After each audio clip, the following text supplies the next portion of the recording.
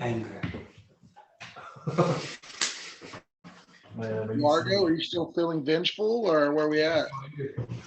All right, so when we last left, the roses are red. Largo had just returned to the land of living from his brief stint in the afterlife. Yeah. After having finally completed the contract on his life from the Nokiri Empire, and a vampire assassin who he thought was a friend and informant Yes, I do. turned out to be the exact opposite. You blew it. I did, by the way. We can look through videos. I did tell you all about it. After the fact, or like while you were talking? Like months ago. Okay, yeah, I believe that. I did say like, oh, I have like a little gnome friend who like visits me at night and tells me about the. Is your no friend in the room with us right now? I think that was kind of the reaction. Yeah. So with that vicious reality unwoven as soon as Dakuta showed up and teleported the marshals of the group and a corpse to Mirok, where Largo was resurrected.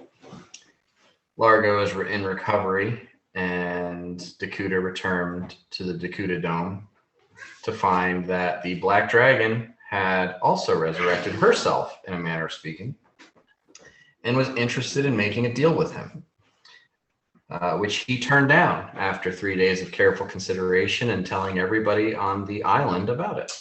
I wrote a little note flyer. Here's a little note I wrote. And Say something, man. It's good. the dragon, now apparently confined to her human form for an indeterminate amount of time, said, all right, you're an idiot, and she disappeared. A couple days later, Dakuta, after an errand, returned to the Dakuta Dome to find all of the books burned and many of the high-level spells that were scrawled or chiseled into the walls erased with stone shape. So a significant portion of knowledge and arcanum was lost. And that brings us to the solemn point of this 71st session, as we all come in back from a rough time and betrayals by important women in your lives. That's the way she does, pal. They're doing better. You look like shit. Always a funny one, Dakota. Always funny. So we're in Tarnholm. We're in Mirok's house. Mm-hmm. Margo's at Mirok's house. Yeah, you're staying at the end. We're staying at the end. We've been in Tarnholm for a week. I think we said it would take him like a couple days. Like, Well, I mean, it's up to you guys. It's gonna take Largo probably. I mean, it depends on how much you rush it, and I also imagine that Largo, being the drama queen he is, he will force this to draw out for at least a week. I mean, I'm a little bit like I'm experiencing my newfound lessons, and reflecting and letting go of the past and being rather vocal about it. And I am often wearing my new hat of disguise, which kind of downplays my appearance, and I just kind of look like just a regular old gnome. I think Mirok is capable of pretty much fixing you in like 2 days. Oh yeah. Okay. If like, a bunch of I'd like spells to take and all that stuff. 5 days. 5. I'm just I saying, can't fix like, the mental on stuff. Yeah. That's all you do. Yeah, I think 5 to 7 days in Largo. 5 to 7 to 10 days. And Largo will feel as though he's done the thinking he needs to do, and kind of he needs a rest. He died. A fortnight. Yeah. You died. I died. So yeah, he just needs. He's like, and he's not as talkative. Spends a lot of time alone near the river. He watches you fish, Yanni. But you don't fish yourself. Just like, sometimes, I at this point, like, I think I am fishing with you, and and then like I catch a fish and we're both laughing. Yucking it up. We're laughing. You're like, oh yeah, it's like it's silent, but you're like, I all excited, and the fish is splashing, and I'm reeling or pulling or whatever, Just and there we're with a like, net, just back up, big net, just waiting to just swoop it up for you if it gets too big for you. yeah, and just enjoying our time, but I'm not really being too boisterous. The theme song Why for does- 3 years. why is this- Joe Cocker with a little help from my friends is playing. Yeah. This just reminds me of the Lord of the Rings when Frodo's getting hugged by everyone. Yes, that came up. Yeah, that came up. Yeah. And like that scene, this description went on a little bit too long. Mhm. It's good. So with that, and Mirok is in between helping the convalescence of Largo. He's planning out his interstate highway plan. So like in the middle of this 5 days of convalescence, Dakuta comes back and finds the Dakuta Dome defaced. It was never really mine in the first place. Not really. Nothing ever is. I mean, we made it ours. Plant trees in there. Made That's lights. true. And I can't take that. I'll leave it. what is Bort doing in this time, aside from schmoozing with other bar owners? So it's great that we're here for a week because I would like to take the sort of schmoozing from a gracious patron and a fellow, like a game recognized game thing, to more of a professional inquiry about the nature of their business, and but not in like a tell them everything on the first couple of days kind of way. I'd like to kind of hang around a little bit, tip well, establish a few day relationship with some staff, maybe meet a manager, and as a businessman who's in this industry, talk business with the proprietor. What's the name of the establishment? The Empty Mine Cart. The Empty Mine Cart. Oh. Goals to fill it back up again, right? It's loaded, man. Mm-hmm. Sure did. Is there a specific effect or result you're trying to accomplish with this? Long-term business climate forecast, anticipating the eventual route between Tarnholm and Penteros. You trying to move stolen goods? I'm not trying to do anything right now, man. Sure. I'm just trying to be a upstanding subject of the Duchess and King, who is a fellow business owner in good standing in the city of Penteros, and an intimate acquaintance of Mirok, who is a well-regarded citizen of Tarnholm and civil engineer planning the roadway. Give me an intelligence check. Okay. It's a 12. 12. Okay. You've heard Mirok talk at length about this road project that he's planning. And if that goes through and he can connect Kyla to Penteros, then Tarnholm, and specifically this tavern, which is the only tavern after probably about 60, 70 miles of travel, this would be the first tavern that anybody runs into. This is poised to be a high traffic location if that road goes through. So you are thinking you would realize that this is an investment opportunity. If you can schmooze this guy and get him to accept you dumping money into his business, you might be able to get a piece of that, when knowing now that there's a good chance the business here is about to have a massive uptick. Great. Just a long I play. don't- yeah, I don't. I'm assuming that's kind of where you were going with it. Definitely. There's a, you know, It there's is a, now. there's a couple angles here. Yeah. There's a few angles. That's one of them. But I mean, you know, as far as Houndson's versus this place, Houndson's is a location in a major city, massive amounts of customer base. This place is a backwoods, you know, just hoping for people on the road. Open for a road. It's like you got the whale and you're buying the whale outpost. Well, Yeah. There are travelers that pass through Tarnholm, not many and not all. Yeah, it's because there's not a good road that comes through here. But There's not. should some enterprising dwarf commit, you know, levy taxes from several duchies, not to mention his personal fortune, that's the hope. and construct a modern marvel of engineering, this little backwater. Uh-huh. All right. So you smell what I'm stepping into.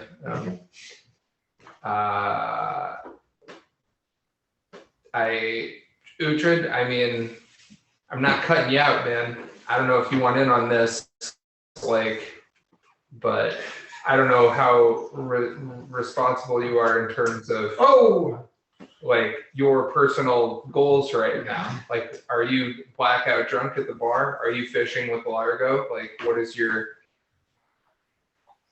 Well, what we will do a percentage check. Okay.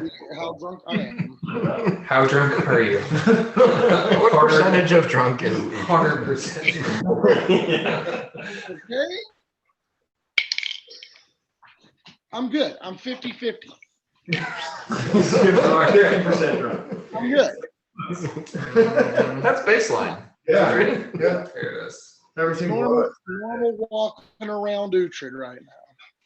So you, in this fantasy world, would you like to manage multiple bars to get away from your life of managing multiple bars in reality? Yeah. Yeah, for real. I had to go. The reason I was late, I had to go. The owner called and I had to go pick Adirondack chairs up out of the lake. So, yeah, might as well just keep managing bars in fantasy world too. Yeah, so does life imitate art, or does art imitate life here? Who knows? If I'm doing good in the game, I'm doing good in life. Egg, man. Chicken and egg. There it is. So you guys are buying a stake in this tavern? Yeah. We are creating and maintaining our good reputation, establishing ourselves as legitimate businessmen, you know, with but not in like a heavy-handed way. That's nice. We're here for 10 days, so we don't have to kind of lay it on really thick and at like one time. We can like hang out, kind of survey the scene, meet some people. Okay, but you're not like actually doing the actual deal with the tavern yet. Well, we'll find out what happens after 10 days of like over tipping and convivial conversation. Okay, well, how much over tipping in a monetary quantity are you actually doing here? You know, like You can say you're over tipping, but until you start removing coins from your character sheet, you ain't doing shit. we're starting out with, you know, we're tipping like, we're starting out with like, you know, Uhtred drinking a lot of beer. We're tipping like 100% on the price of everything. Okay. And when I assume we receive, you know, and are being very gracious about it and not dicks. And as the service and the report continues, that 100% ticks up to like 200%. You know, but we're not trying to be like too gauche with it. You know, discreet over tipping. We're not. Hey, like, Aaron, do some math. How much beer is Uhtred drinking? I didn't do the math. What does he need the math? he's not a math guy. I'm not a math guy either. I think Because you did 1,500 words on building a road. This is so. I mean, like, you know, we're talking like 34 months. Well, how big is this cask? We're tipping like gold pieces by the end of the week here. See, what is the average alcohol consumption that leads to inebriation of a hill dwarf? That's what we need to know. What's your constitution number? I think your number's like a good ball. 34 to 50 beers a day. Yeah, like someone was like, oh, I drink a ton of beers this week. How many drinking? Oh, 1/3 of your weight. So it's And I mean, Dan, we're also staying at the inn. We've retained rooms and we're eating our meals there. We're not imposing on Mira. I just don't have room. The ceiling's low. That's true.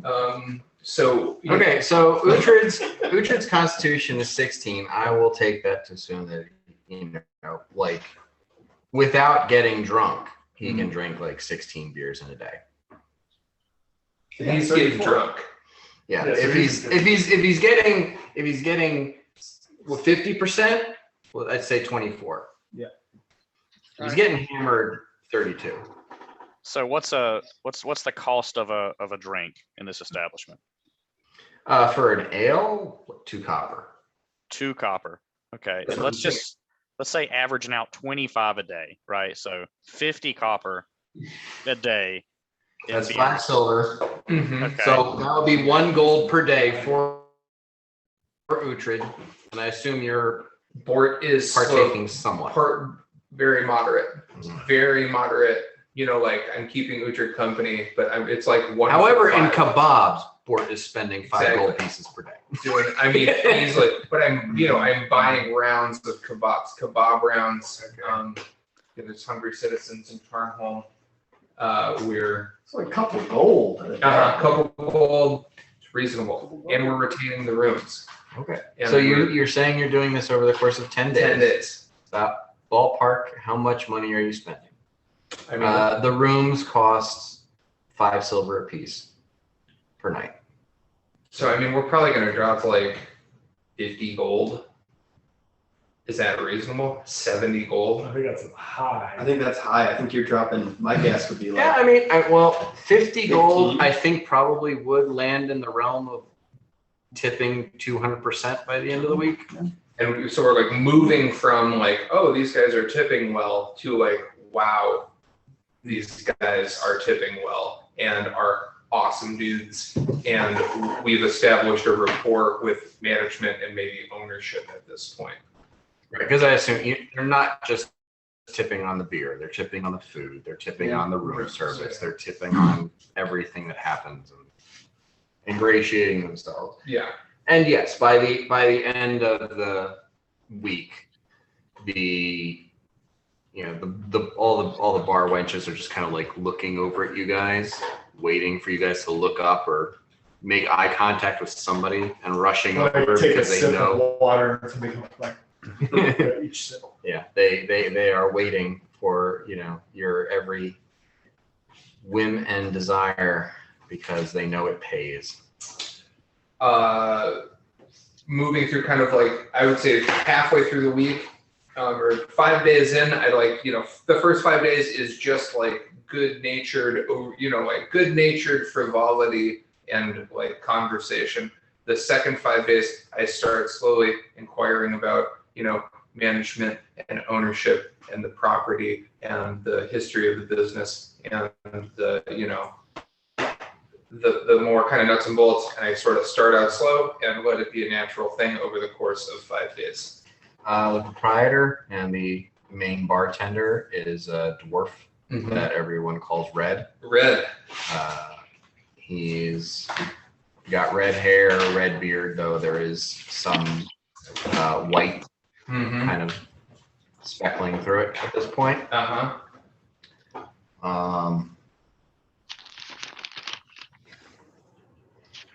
His actual name is Dargo Redbeard. Dark. Dargo Yeah, Redbeard. And he is the owner and proprietor. Yeah. Owner. Okay, Dargo Redbeard. I'm very excited to make his acquaintance and see, I'm complimentary about what he's done with the place. We love our rooms, we love the food, we love the hospitality, and the booze. And after sort of 5 days of increasing like friendship and business and what have, hopefully friendship, goodwill, you know, I'd like to, I see how much goodwill I've curried with over tipping, and It's a little weird for you it's a little weird. because he's an old dwarf Mhm. and you're a half orc. It's all right. So he's happy Mhm. and he's always willing to talk to Uhtred. Mhm. He's always excited to have back and forth with Uhtred. And they've gotten drunk a couple times together. But he's always kind of keeping you at arm's length. It's great. It's, you know, it's unfair. It's not right. It's fine. It's the way she goes. He's like Mirok when we first found him. Mm-hmm. It's true. Yeah. Very true. With, you know, towards the end of this, day 9 or 10 or what have you, I would like, with, you know, Uhtred's accompaniment, to talk with Red about maybe investing some of our money / business acumen here at the Empty Minecart in Tarnholm. Test the waters. And Uhtred, you know, you've clearly got the racial rapport with this guy, so I'm just going to play it cool and maybe roll for these and let you guys. He knows that we're business partners. We've been pretty open about that. Hey, a dwarf and a half working business together. Look at that. The times really are changing. Mhm. But you know, just gonna test the waters and see what he says. Okay. Well, let me ask, Mirok, have you like made it public, this road plan? Have you started advertising for it? No. No. Okay. Yeah, because he would be like really aware of like the political pieces that he has to line up for. So You don't have the money. that too. Well, I mean, you guys do have the money The group if that's has the the way you want to allocate it. So it's like half more, or stash. Okay, so you guys are in this position. Talking to Uhtred and Bort here. You have inside information that, you know, basically this could turn into a very lucrative spot. Mm-hmm. And he does not have this information. He knows that he's got like a 6-room tavern. The tables are never full. Mm-hmm. And you're approaching him with this interest to invest in his bar for a cut of his income, but he doesn't see how that, like, it is a dumb idea for you guys to do that. So he's immediately cautious, and he's wondering what the angle is, what you're trying to do. Because he's not seeing a reason why this is a good idea for you guys. So he doesn't know why. So he's assuming he's getting like ripped off, worked over. He's thinking that there's a scam here. Yeah, totally. Is it fair to assume that Uhtred is far more intelligent than Red?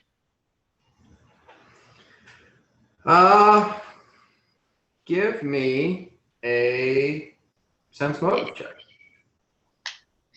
I'll go with that. Feeling him out, trying to figure out what you're dealing with. 15 on the die. Okay. Your wisdom modifier. +1. Okay. So 16. You think you're a bit smarter than he is. Maybe a decent bit. He's not an idiot, Right. but he has a book or two that he's read. Okay.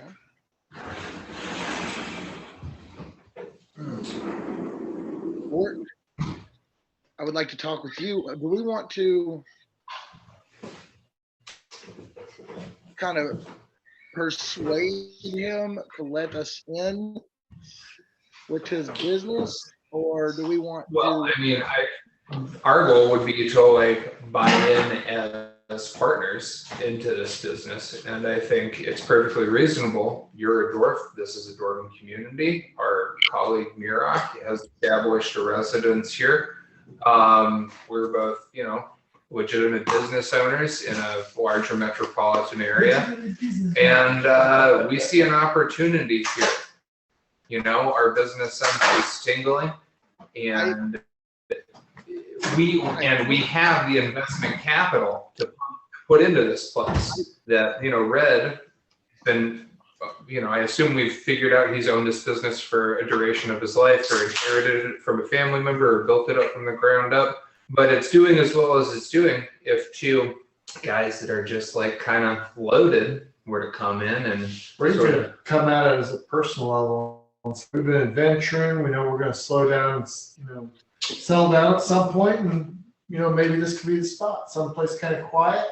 And I mean, I think that's part of it because of Uhtred's, racial proclivity as a dwarf, and Mirak's. I think Yeah, I mean, I think you can definitely make that case to him. I think all we need to say is, we just like this place. Like there's no Opportunity here. We think this place is great, and we would love to, go in as partners and help you take this business to the next level. Mirak is there to turn. He's doing all this stuff. He's trying to turn the town around. We're interested. We want to be a part of that. Yeah, with your bar. I mean, we're,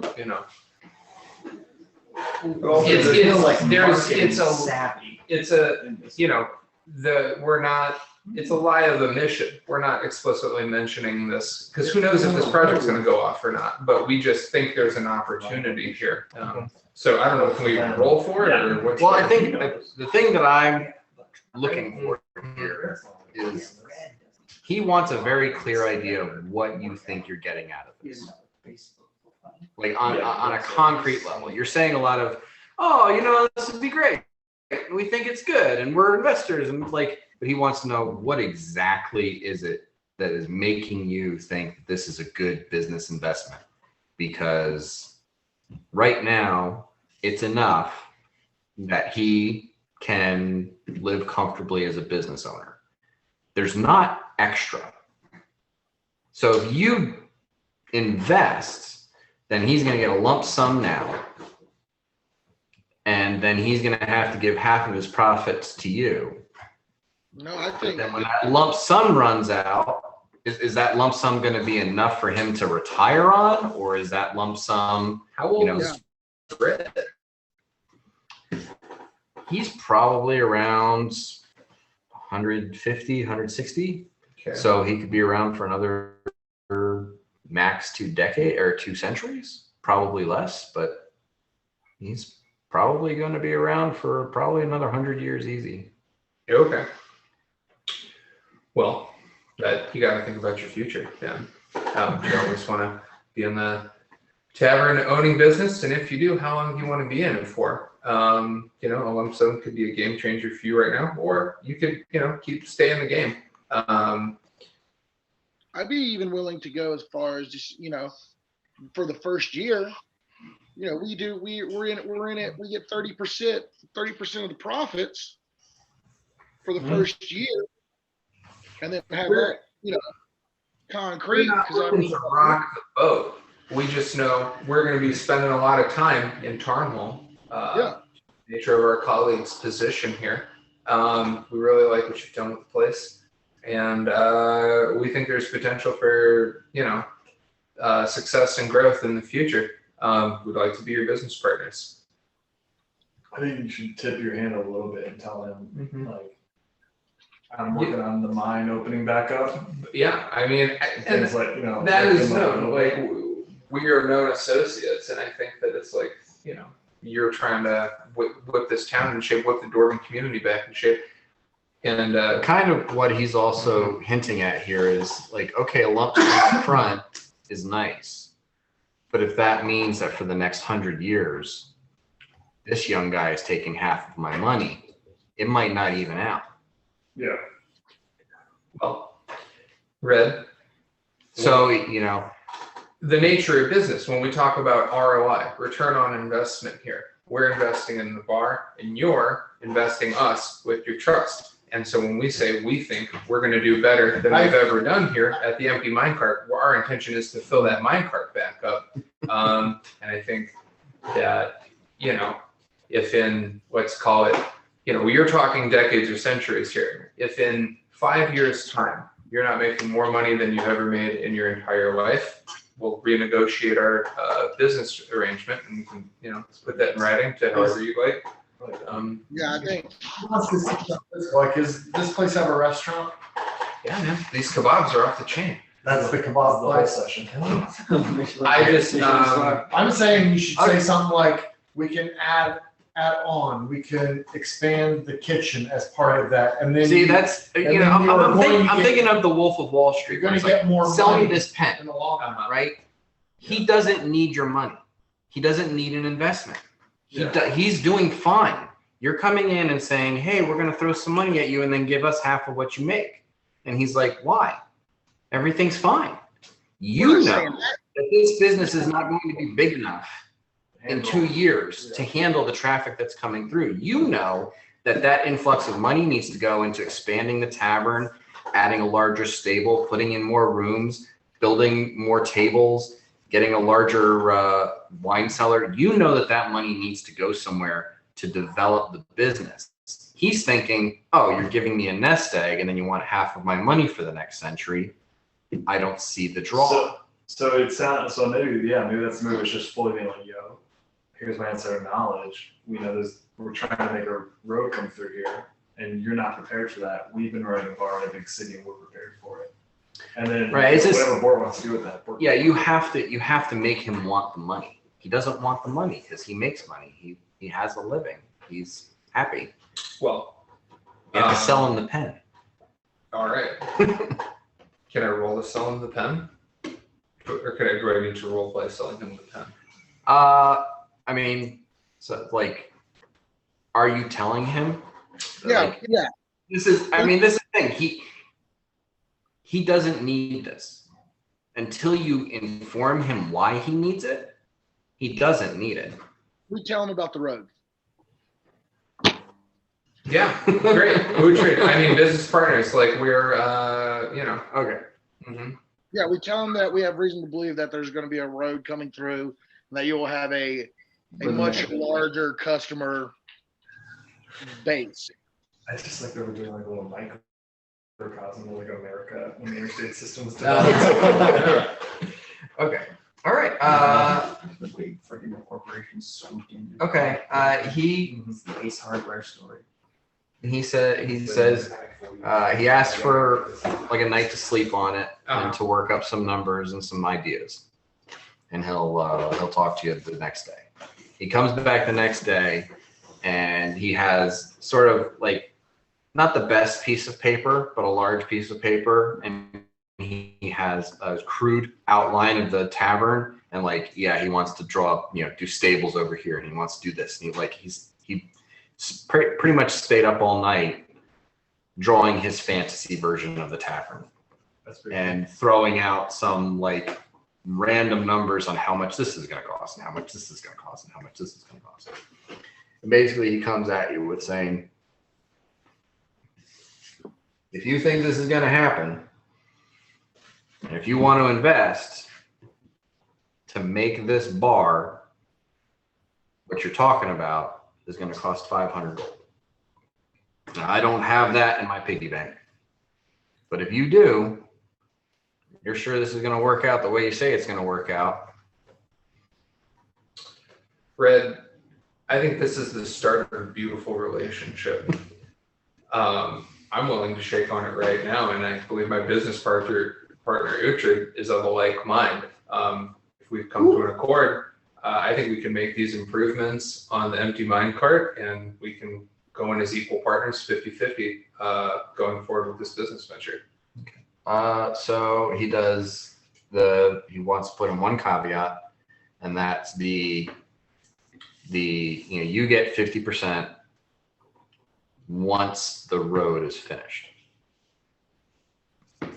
He wants to, take the money, expand the tavern, Mhm. and when that road is finished and that new business is coming through, then he has the 50% to give you guys. And if you're sure it's going to happen, he's saying, you know, that the risk is on your end. I wouldn't have it any other way.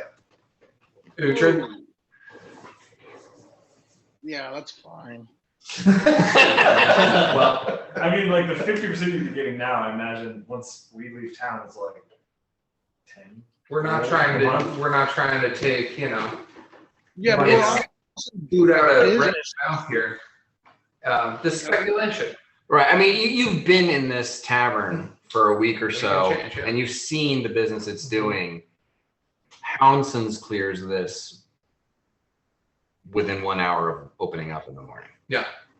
So this is peanuts. Now, if this is a major thoroughfare and half of the traffic coming from Kyla to Penrose is passing through Tarnholm, completely different story. There you go. Well, yeah, I mean, I think that's fair. Only thing Uhtred then would ask for his ale to be free. Uhtred, Now it's not. Red claps you on the shoulder and says, "Owners don't pay for ale, my friend. Owners don't." We have an accord. all right. Have you contacted a structural engineer to make sure that the foundation is shut ready for the Do expansion? you know I know a guy? They're the money. Where the money? He's responsible. Uh-huh. Just contact subs. I mean, Red is not going to want some randos coming in and redesigning his bar.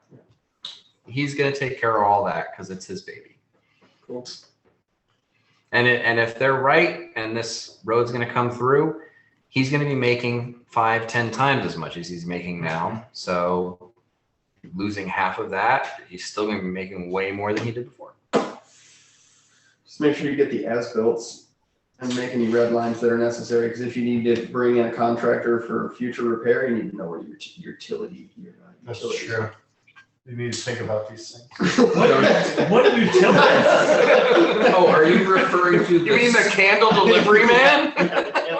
the sub basement underneath Yeah. the wine cellar with Yeah. the tunnel Yeah. to the exit to the back alley. town line? Exactly. That's what Bort's thinking about.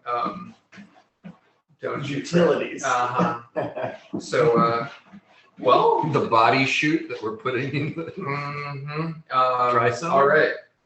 Business concluded. Class with the- Does Red have a contract? Are we shaking hands? We're here.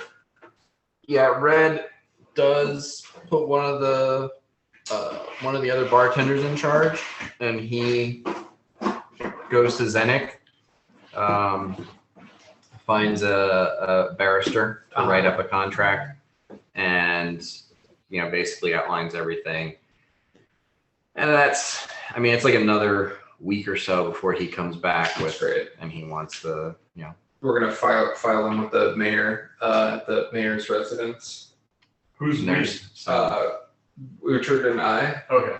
We're gonna file the documents here. We're getting them. You tell me about And this. I mean, once our business is concluded, and we file them with you. All right. upon signing, Uh-huh. the 500 gold pieces need to change hands. Murak's not thrilled you told someone. Aaron is thrilled you told someone. Murak's like, don't do that. Oh, we just told you that we're investing in a bar. We didn't tell you that we told them about the road. Oh, okay. Cool. We're just like, hey, we're investing in your community. Mhm. Look at this. We're doing this. Yeah, I'm stoked. Uhtred. Red's like winking at you. Uh-huh. Roses are red. Uhtred, Bort furnishes the 500 gold in its entirety. Don't you worry your pretty little head.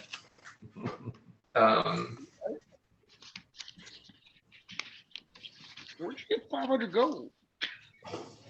Don't you worry your pretty little head. Because he's evil. Anything. Gotta rinse that drug money, baby. Uh-huh. Yeah, that's good because Red dislikes you, but you're like showing him like, oh, you like the dwarf guy? I'm actually the money guy. There you go.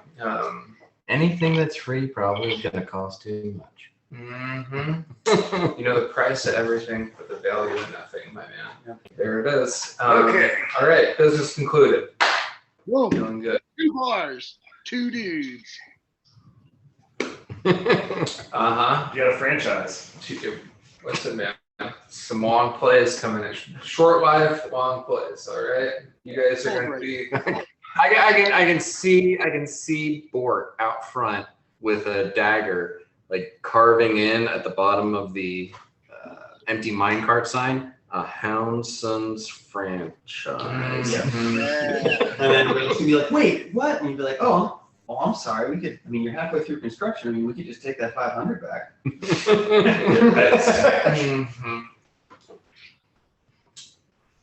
And she's like, oh gosh, I'm an Ace Hardware now. So we've got As long as Eric's not aware of it. it's fine. excellent. Oh yeah, and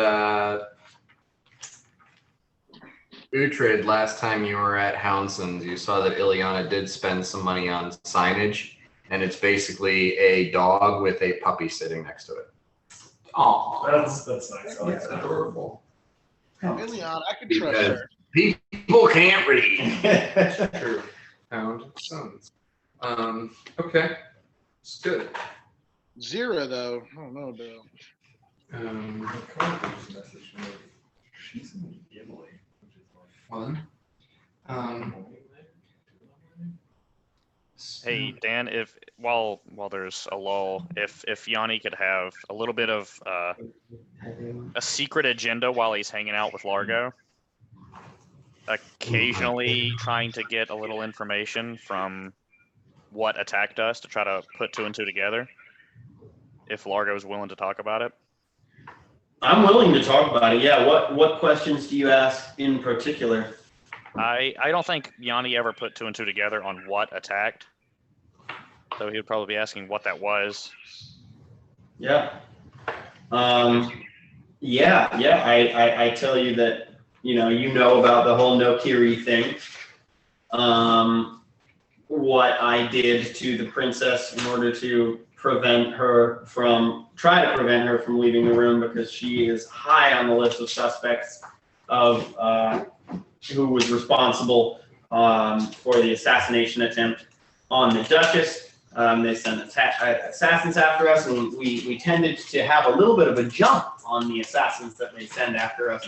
And that's because I thought that I had, made a friend in the way that an enemy of my enemy is my friend, in that there's a gnomish emissary from the Jade Monkey Clan that would sneak to where we were and tell me about the assassins and be like, yeah, this assassin is coming soon. This is what I know about this assassin. Looking back on it, it was all useless information, and I got completely duped, because that ended up being a vampire who gained my trust enough for me to invite her into my room, and that's what the vampire needed in order to attack us. So I brought this upon myself with my overconfidence and ineptitude.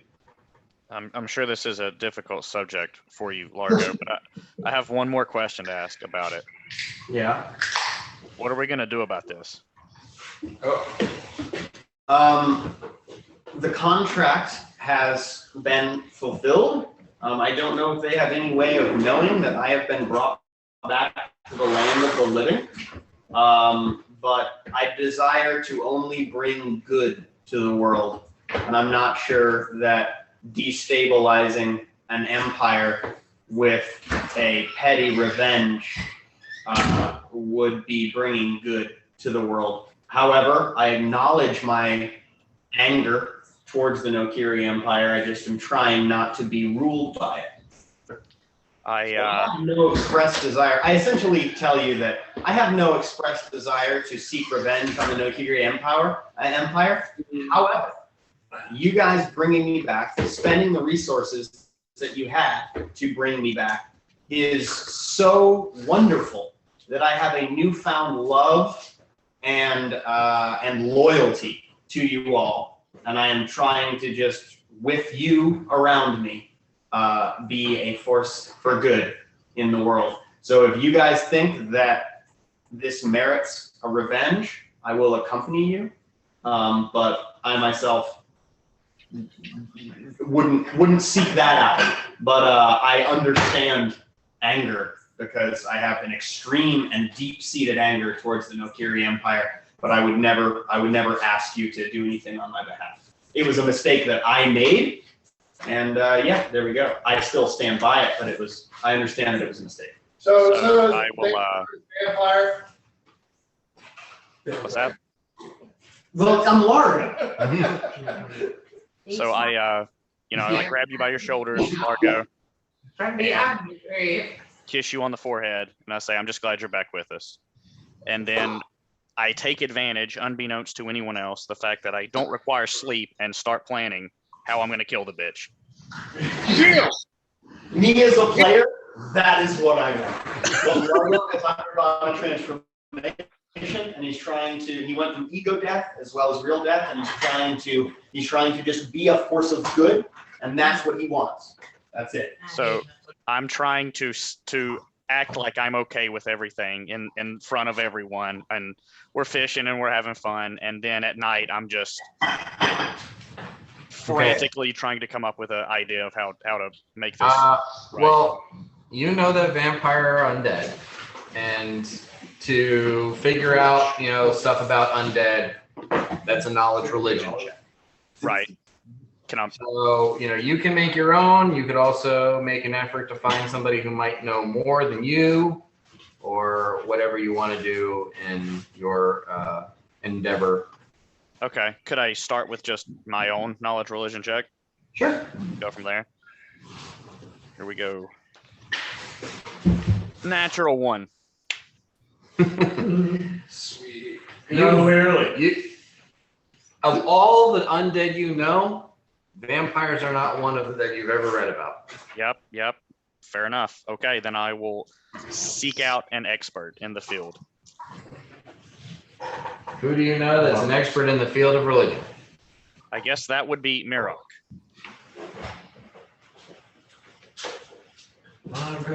And I would just say, hey, Mirok, out of total benign curiosity, unrelated to anything we've been through recently, what do you know about vampires?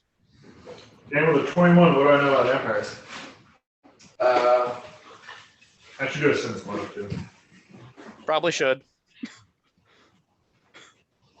I rolled way higher on that.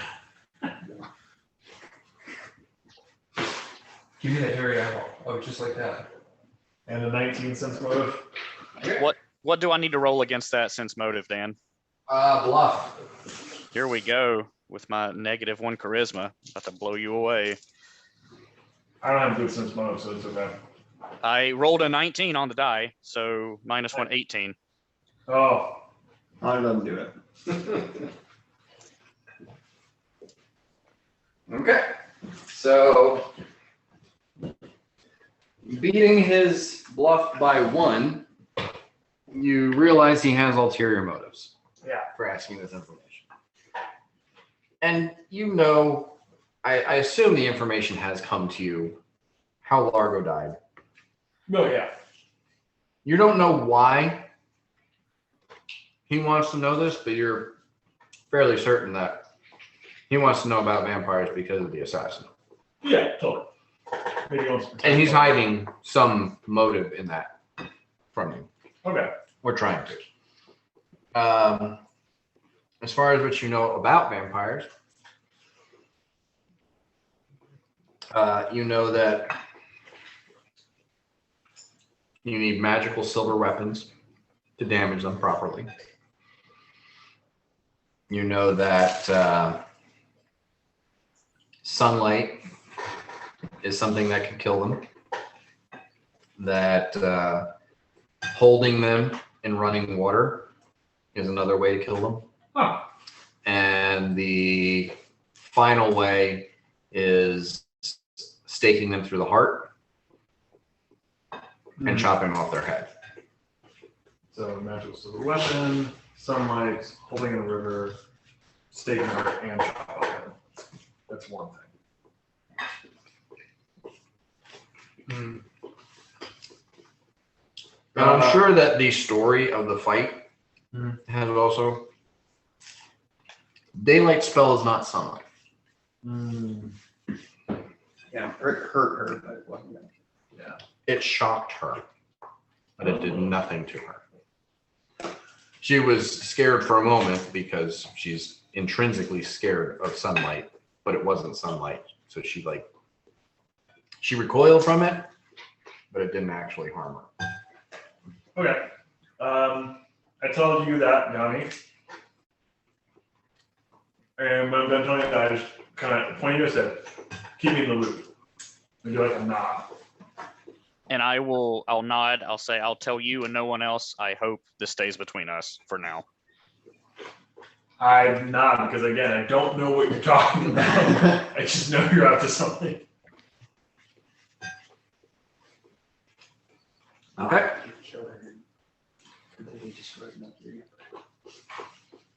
Largo got you. Like one was just our dry run. Okay. All right. So Empire scale. that is Bort and Uhtred and Yanni and a little bit of Mirok. Largo and Dakota want to get in on any of this? I've spoken several times. Would you like to take it first? Mine's fairly easy. I'm going to continue studying the teleportation circle, see what I can salvage from there. And on my breaks, I'll be going, and if they're in the mood for it, I will just talk with the Ghost Dragon. I'm not trying to get anything specific, mainly find out what they're interested in, see if the books were their liking, if there's anything else they wanted.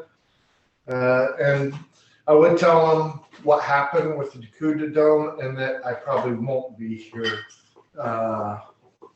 for an extended amount of time. He impresses upon you an urgency in finding the Black Dragon and destroying her. As far as just regular conversation goes, he is a history buff. He has a good bit of information and theories about the original inhabitants of Gallagher. If you don't mind, I'd probably write them down because I want to share them with Mirok. Do you have a journal? Oh, yeah. Okay, we can get to that at some point. Yeah, I totally don't need any info specific right now. And I don't think anything would really be, functionally useful. It's cultural, stuff that he believes that they did as part of their daily routine. A lot of the stuff the broad strokes you gathered just by being in the city and there was a caste system, orcs, humans, dwarves, and elves.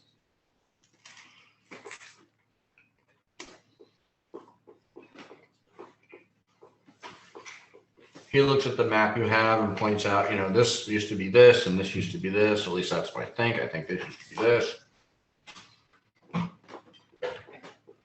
But he can go on and on and on. And again, it's like getting into minutia that isn't important, at least not important for our table group. Whether or not Dakota is interested is another story.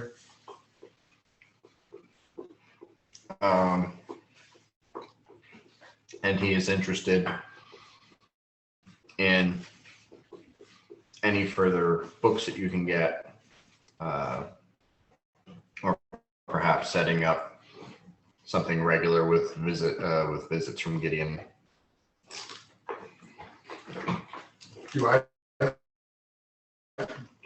Can Gideon get here by himself, now that he knows where it is, or does he need TV? He can, but he still has to fly. Oh. It's not as fast as teleport. Well, I could teleport to get him practically every day for a short amount of time, get a new book and bring it, and then leave them, and I could go back to my studies.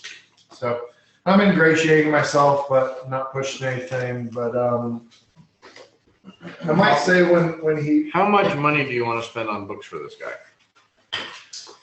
I don't know how much are the two that I bought already. It's like 15 and 10 gold. Okay, that's not bad. I want to go over 100 throughout this whole. Okay. So you give me a mark off number. 100, Yeah, 100. 100 gold worth of books. Yeah. Okay.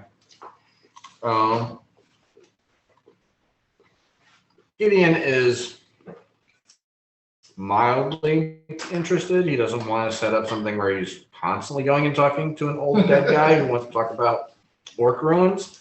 Yeah. There's only so much of the conversation that he wants to have with Eldradar. So he tells you like once a week, like on slow Tuesdays. If I could have a guesstimation of how much time it would take that I could wrap things up in the dome, what would it be? Probably on 30 days. Okay. Well, I let them both know that as far as if he wants to increase the frequency because of that, or if, the ghost dragon as well, because I probably won't be sticking around there after that. No. Gideon doesn't want to Okay, do that's anything more than cool. So I work it that way. that. I've also got other things I'm working on, but I would probably, in that amount of time, try to focus on getting that done. Do you probe him at all about those apocalypse events, the Ragnaroks? I don't want to probe. I'm probably really, truthfully, not that interested in history itself unless there's some kind of magic on. So I probably wouldn't be probing, unless maybe when I come back, I might tell you guys what's going on. If you bring it up, I might say something. But Largo would.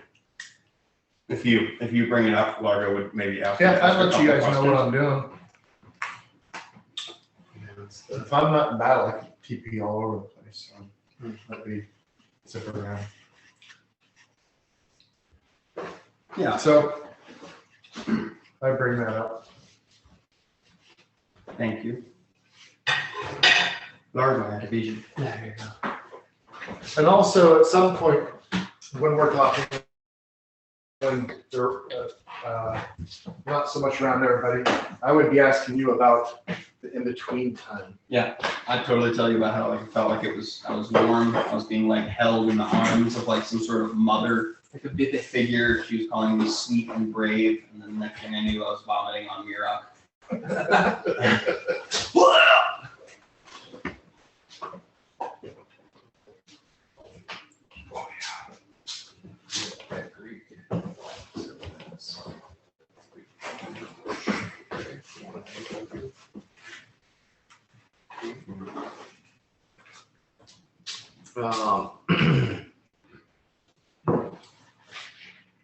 So do you want to be the one that asks the dragon, or do you want to take somebody else who's interested about this along with you so they can get the story directly? How do you want to do that? So when you ask me, I'd be like, I can ask unless you want to come along for one of the rides. I'll come along. I just want to come along for like one day. You died. This thing is dead. Yeah. And we can roll that into my summary if you want to continue with your machinations. All right. Well,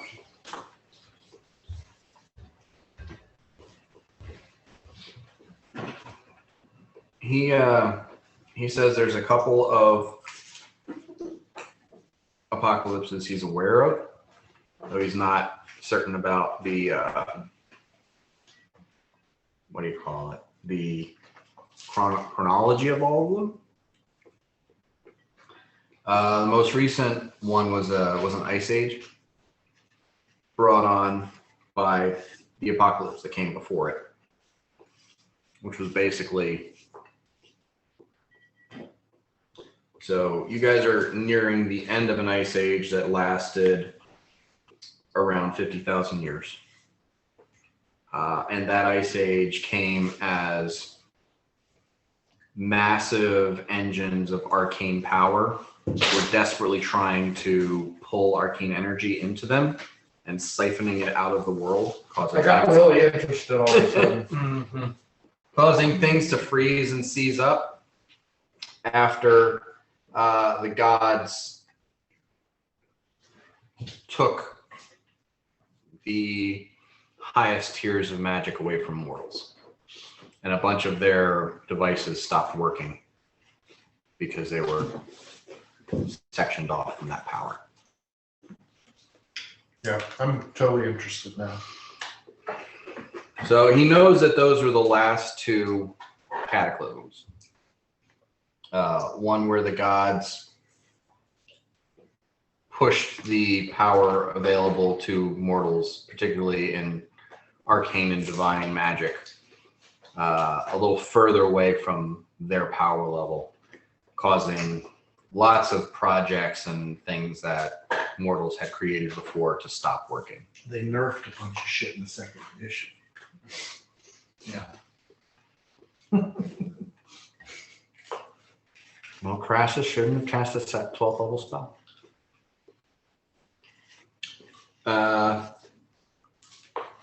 He doesn't know what the specific blasphemy was that caused that to happen, but he knows that was the effect. Okay. Prior to that, he knows at one point there was an Elven Empire that conquered the entire world. And that was considered to be one of the apocalypses because it ended culture for pretty much all the other races, effectively for around 10,000 years. How did they lose grasp once they got it? Worse. No, a lot of stuff has been lost.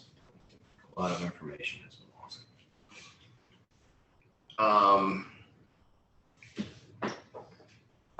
There was the first incursion of aberrations onto this plane, where it's believed either the mind flayers and beholders and other aberrant creatures and services to their dark lords from another plane of existence crossed through to Aldajor. And I don't think he believes it was a proto version of those creatures. That might have been a single creature. There might have been one kind of thing that has since splintered off into numerous kinds of things. And he knows that was probably one of the earlier ones.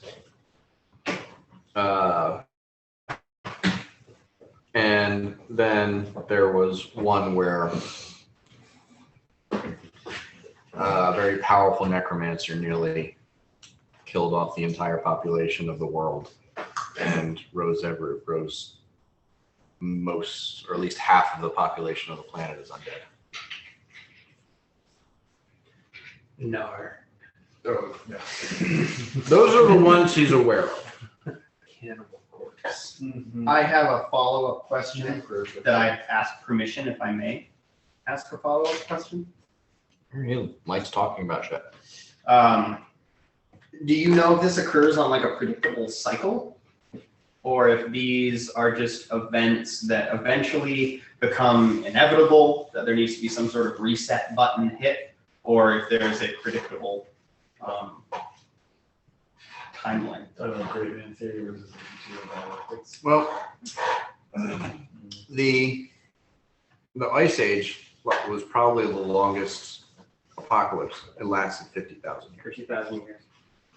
The Elven Empire lasted about 10,000, and according to some scholars, the undead apocalypse probably lasted around a century. Okay, so they're vastly different as far as There does not, as far as he understands it, there does not seem to be a rhyme, a reason, or a time scale to these things. As history unfolds and exceptional individuals get into exceptional circumstances, exceptional things happen. Yeah.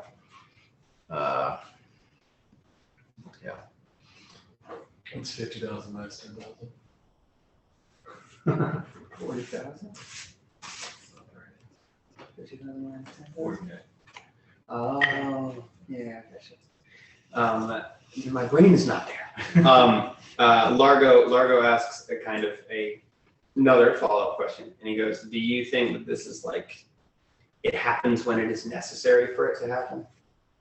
Do you think it's like it's good for culture or the world or sentient beings to undergo something that then takes them down to a lower level and then they are allowed to evolve up again? Do you think it would be a negative thing if one of these events didn't occur for a very extended amount of time and then therefore something bad was allowed to fester? Like, do you think, essentially, like, is this like a natural wildfire?"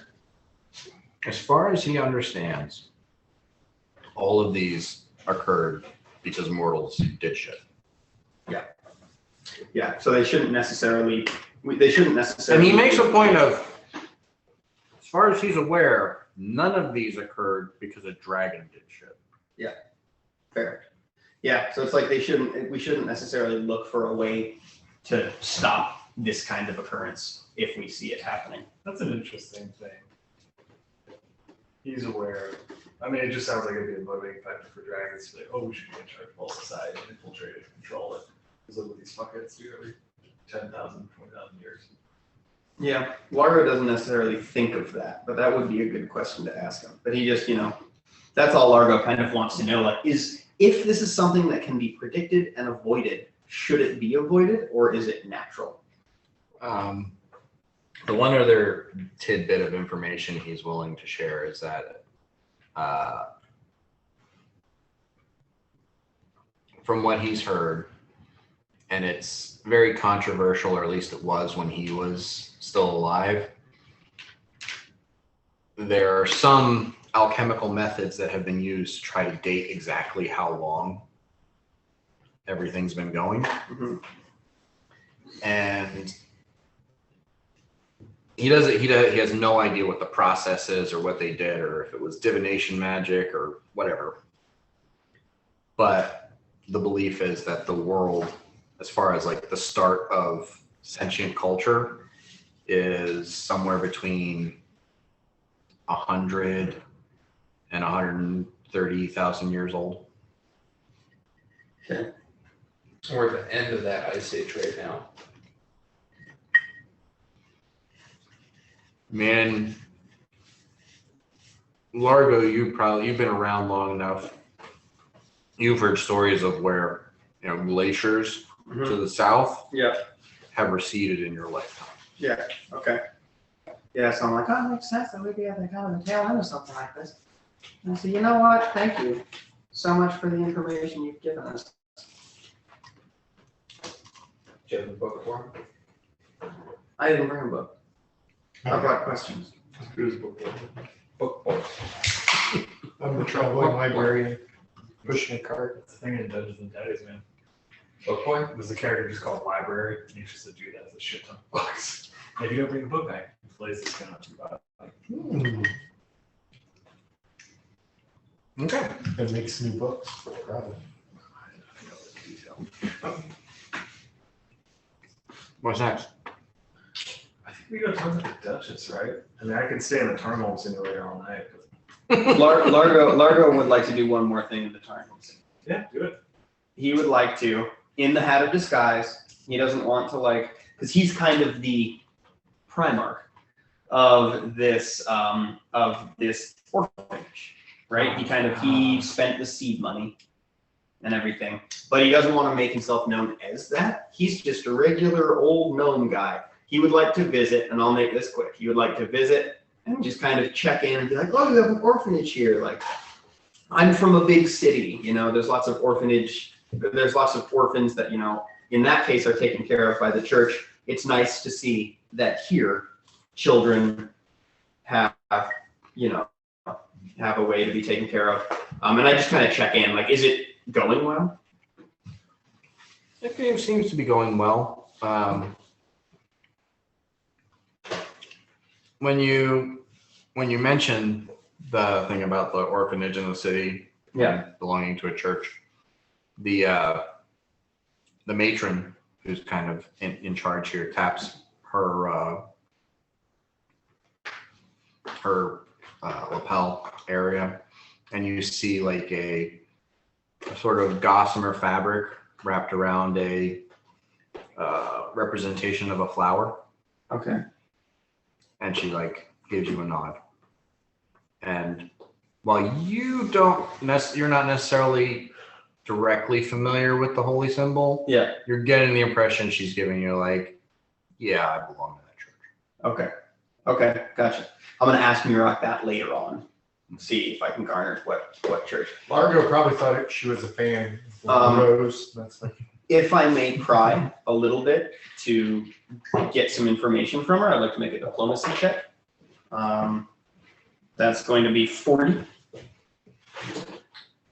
I explained that when I was growing up, I possessed a very small but noticeable enough amount of magical prowess. And it's a big regret for me that I didn't have someone to teach me about my gifts. And I just inquire with saying, like, if you can't give me this information, please don't be offended that I've asked. But I just inquire if there's any children with magical abilities that might exist at the orphanage. Murak, roll a 4d4 for me. A D4 or 4D? 4d4. Gotcha. you need a couple D4 left. Yeah, I love a D4. Here you go.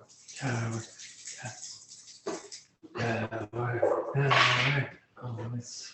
Yeah, that's what I'm fucking saying, dude. 14. 14. Oh, wow. And all 4s and 3s. Wow. Okay. So, there are 14 orphans in your orphanage. Which is both fortunate that this is here and unfortunate that apparently some farms in the nearby area dropped off some kids that It's like, like, shit, this is my cousin's kid, not mine. Shit. 7% of the population of Charlotte. I mean, I'm sure that you know there was maybe probably some effort from Bleda to try to round up any additional orphans from Dunmar that didn't come with the first wave. So it's a sizable population in that orphanage. Largo, roll a percentile die. 53. Half of them are drunk. Yeah, she says she hasn't seen anything of that nature. She's just trying to offer them the best nutrition, the kindest upbringing, in a safe place for them to grow up. Do I see orphans around? There's fucking 14 of them. Yeah, there's a couple. Does my hat of disguise possibly cover a detect magic spell? Do I know? Does Largo know if I cast detect magic right now, will I be able to do it discreetly? Okay, so this is the way I put it. Yeah. When you cast a spell, what happens is enough that it causes anything around you to recognize that it can take an attack of opportunity on you. Yeah. Including ooze. Yeah.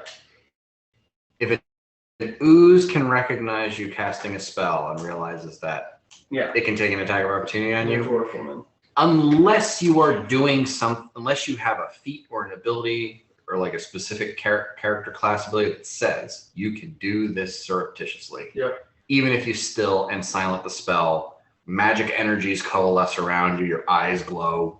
Yeah. Something you're doing is making it abundantly clear that you are casting a spell. Now, doing it in front of the woman, she's gonna be like, huh. Doing it in front of the kids, they're gonna be. I ask her, can I use the same diplomacy check? Sure. Okay. I say, again, I mean no offense, and I will leave. I'm just happy to be here. I'm a friend of Murox from Penteros. I know the mayor who told me there was an orphanage. She told me there was an orphanage.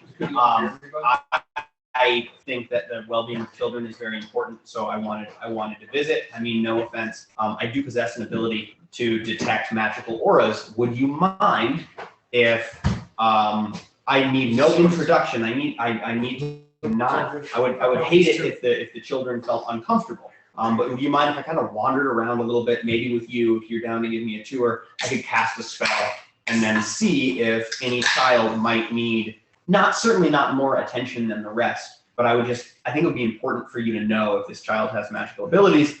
So then if they do become unruly, you may know why, and you can contact someone to take care of it. Like me. Okay. Absolutely not. No. Absolutely not. You're a child. No. Well, with your 40 diplomacy check, yeah, she says, well, yeah. So I tell you her have to cast it on the children. No, gosh, no. I'd never do that. Okay. I would never do that. That would be without consent. That's inappropriate. It's cast on myself, and it's actually kind of cool. My eyes glow a little bit. I don't want to freak them out, but I'm just letting you know that that's going to be an effect of what's going to happen to me. Okay. And she says, okay, well, if you don't need to be, can we do it in another room and you can come in? 100%. And at this point, you realize that, I could have cast this outside the building, just like worn sunglasses. Sunglasses? But yeah, no, You've that's seen not, people wear sunglasses. that's not my thing. Yes. I'm just saying. I'm just saying. You're like, I don't have like the casting setting is what something clues up. people. I want to be full transparent. She's gonna be like, "Oh, magical gnome visited," and then I'm going to do something that's gonna make her think of me later. Okay. Yeah. So I do it in the room or whatever. I come out and I'm like, "Can you see my eyes glowing?" And then I kind of chuckle because I'm still Largo, and I go like, "I've always thought this is a kind of cool side effect of this spell. Do you see it?" All right. Kind of cool, right? Okay. So then, It's like. yeah, I'm still Largo. I'm just a little bit more looking. So yeah, so she'd take me on a tour, and do I see any kids with magical?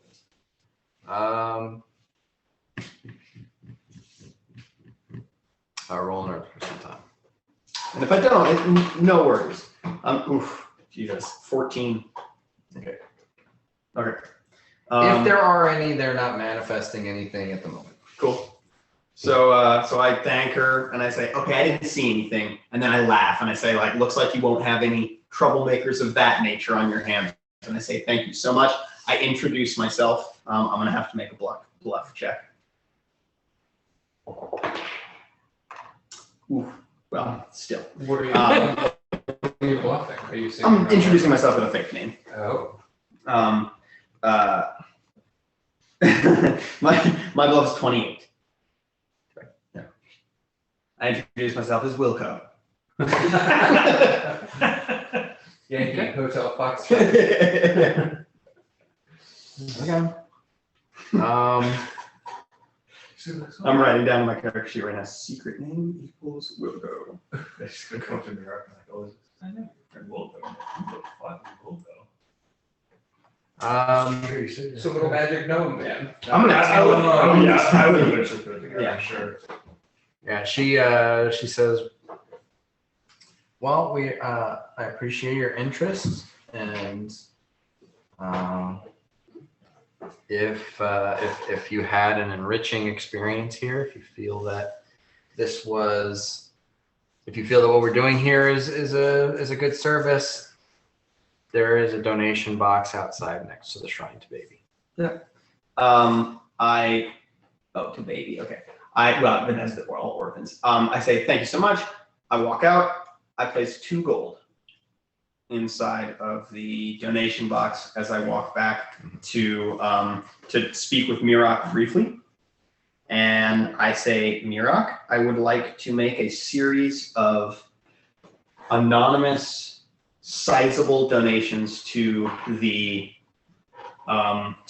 orphanage over the course of the next 10 months. Can you do that for me? Can you aid me in doing that? Can Bletta aid me in doing that? Yeah, of course. Okay, I give you 100 gold, Okay. and I say that I would like it to be delivered anonymously to the, I wrote down the same number, to the orphanage, and just. What was the name of that orphanage? Oh, the name of the orphanage? Yeah. The L School. No. Oh, you told me what it was? That's not the name. You said what it was. Oh, was it like Largo's? Yeah, it's probably like Largo's School for children who can't read good and want to do other things good too, is probably what I said. Do you know? Oh, I don't know. Yeah. I was in Dan. Yeah, I now remember that it was on me to make up the name. I'm sure it was Largo's something, but. You can change the name too, you're the owner. Anzam School for the Betterment of the Young, who, although they may be disenfranchised, are also blessed with gifts we will nurture. Anzam. That's what it is. Anzam. Okay. That's fine. So yeah, I would like it to be doled out in 10 gold increments, and I also like stress like maybe not in the donation box outside the orphanage. Like this is a sizable amount of money. I want to make sure that it goes to the proprietress. Oh, when you put the money in the donation box, Yeah. you heard ding ding ding ding ding ding ding ding. Oh, okay. This Mirak, you probably notice this or know this, that there's a tube that goes down underground, and then there is a sort of like a very long ladle. The coins end up in the ladle, and inside the building they can be drawn up. So like no one can just open the. Okay. Yeah, it's like the end of a putt course. Okay. Cool. Good metaphor. Then if 10 gold will fit in that ladle, then you tell me about that, and I go like, oh, okay, well that makes a lot of sense. Just maybe Bletta, but whoever, just over the course. It would probably make more sense for just Bletta to show up and be like, there was an anonymous donation, here you go. Yeah, because like I did too. That's $200 just on a first visit. I want her to think of Wilco and be like, this is probably Wilco. Okay. And then eventually I want to check back and be like, hey, do you remember to cast that spell again? Plant some seeds. That is such manipulative motherfucker. No. No, I mean, the reason I'm being cagey is because all I have brought to people that are innocent is harm and unwanted attention. So Largo, aka Anzam, is going to visit this orphanage not as himself and try to not draw any attention and just be a nice, anonymous old man with some magical ability who came into a fortune and wants to support young magic users. Question. That's it. Couldn't he just fly in there invisible with detect magic and do that? But Probably. it's about how he. Well, he'd go in there I just wonder. with greater invisibility and just like cast it over and over again while he slowly categorizes all of the children. And then the orc shaman can be like, what the fuck's that? I just- The whole island anymore. So nothing but positive It works. intent. I just want to make sure that if there's a child with magical ability, that child doesn't grow up thinking that they're the greatest child ever because they're surrounded by people who can't cast magic. I want to make sure that that child be like, hey, there's a special place, Hogwarts, you're 11. There's a special place. We're gonna bring you to the place where you learn about magic, and then you understand that you can be powerful. You are not, and you need not to think you're better than anybody else. That's what Largo doesn't want another Largo ever again. That's why he's focused. Great. So we're getting some specific stuff, and this is all happening like within the first couple of weeks. Mhm. after the decimation of one, The rending. the rending of one, sure. The RAV4. That should be the RAV4 Discord. Yeah. We have a server, yeah. We talk. So there is no like what do you call it? There's nothing that is immediately happening to you guys. Right now there's no element of the world coming in like Jenkins coming in saying, hey, I need you to, there's no Duchess who's saying there's an assassination. As far as, there's obviously things on your plate that you have pushed to the side in favor of the steak. Now the steak is gone, and it's up to you if you want to go for the broccoli. But right now, at least for the time being, nothing is coming at you guys. So are there any longer term projects? Dakuta's working on something that's probably going to take him half a month, 30 days. This is also a time for crafting magic items. Mirok is probably going to talk to some nobles, try to secure some financing. If Uhtred wants to retrain hit points and get into those kale shakes again, this would be a good time to spend some of that precious time and money on something like that. So magic items, Mirok's got a long-term project that he's working on. I know Uhtred does take any opportunity to increase his hit point number. So for right now, just so you know, right off the bat, if you do want to retrain hit points at level 12, it is your level times 10 per day, and it takes 3 days to gain 1 hit point. So it's 360 gold per hit point that you add. Now, it's also if you wait to do this later, as you level up, it just gets more and more expensive. So, and I could do all of 1 hit point. That's how much I've got. Well, there's a pile of gold. You have 20,000 gold. Okay. And there was some discussion about Dakuta improving or getting a belt or something. You're the only one that has a +2. +4 belts now? There's also some new information that Dakuta has about making magic items that he might want to share with the rest of the group, or at least about reducing the cost of making magic items. Oh, with the, I think we already talked about combine and mix spells as ritual. No, it was about specializing in magic items so that they only work for. Oh, yeah. So if you're creating a magic item and say it costs 10,000, if you make it specific that it only works for a certain race, your race, there's a certain percentage that cuts off because it's not as usable. Yeah, it's not as valuable because it can't be used by everyone. So what you can do is do something like that to one of your items, and then just keep buffing that item up. That'd be cheap. Yeah. Yeah. An existing item, so you can like designate the item. Like Instead of always trying to get like a newer, better item, just the ones you got, just start buffing those. Right, rather than I got a +4 belt, now I want a +5 belt, now I want +6 belt. You're saying like, no, make your belt a belt of dwarven kind +4, and then +5, +6, +7. And you can put that racial category on an existing thing. He'll have to say that, but he was talking originally about like if you're just creating something, you can cost less if it's specific to anything you restrict in being able to sell it will make it so. Or I had a good question. I don't know if you heard him. Can you do that on pre-existing? Right. So what I'm going to say is, whatever's pre-existing, you can upgrade, and I'll allow the upgrade to have that reduction in cost, but the base cost is going to stay the same because it's already been made or whatever. Right. So for instance, with your belt is 4,000 gold pieces.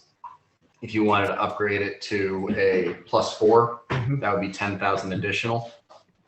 And then if you wanted to make it so that only half-elf sorcerers who are true neutral can use it. That's you, right? I'm neutral good, but Neutral good. Okay.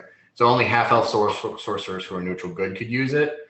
Then that 10,000 additional is going to be reduced, not the full price of the 16,000 gold piece. Or it would be 16,000. So it would cost 12,000 from the +2 to the +4. So I'll cut the upgrade cost, but I won't say that the whole price of the item is reduced and then you're getting all of that back. right. You're not going to get a chunk of the original game's cost. But yes, you can upgrade your belt from a belt that anybody can use that gives +2 dex, right? Yeah. Yeah, it's just To a belt that gives +2 dex and +2 con only to half-elf sorcerers that are neutral good. And then you'll get a, I think it's I'll have to double check. It's like a 20 or 30% reduction in cost on that upgrade cost. But then the whole belt is going to have that restriction on it. And trying to sell is going to be near impossible. yeah. What's the cost for adding magic modifiers to weapons? The cost is the bonus squared times 2,000 gold. Okay, so +1 bonus squared would be 1. 2,000 would just be 2,000. +2 squared would be 4. Multiplied by 2,000 would be 8,000. Right. Gotcha. Okay. The kid also wants to look into, and he might go to Brick and ask him about this. They'd have to use the table anyway. If he could make a cloak of displacement. That would be a very, very powerful item.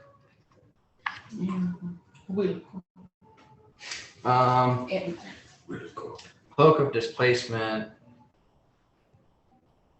would cost 12,000 gold pieces, and that would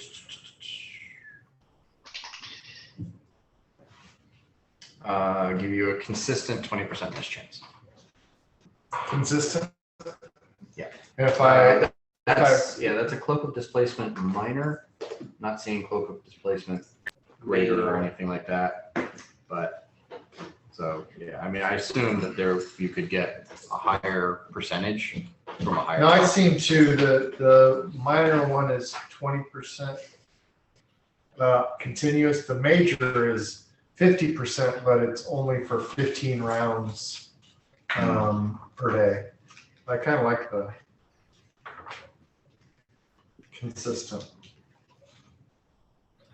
Yeah. But yeah, that would cost, Make it it would cost 12,000 to make. It's a And what if it- 24,000 map. And what if that was restricted? I'm just looking up those restrictions right now. And Uhtred would be interested in modifying his axe. You don't say. Let him do it, man.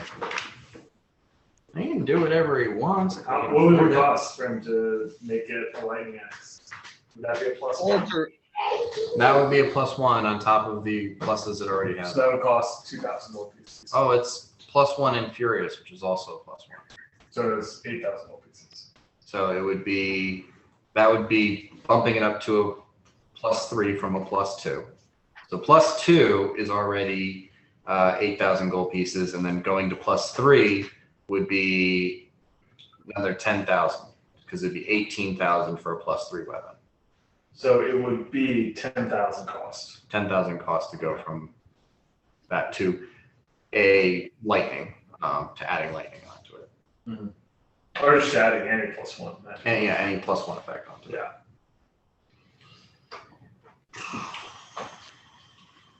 and then how much would it cost to do the returning weapon? I think it'd be You're just, still trying to throw this. I think it'd be the same if you did them separately, right? Because it'd be 10,000. So like, what you can do. I don't think returning weapon is a +1. I think it's +2 effect. Okay, I would have to look at the modifier. Those seven off the top of my head. The additional feet. I think there's a couple.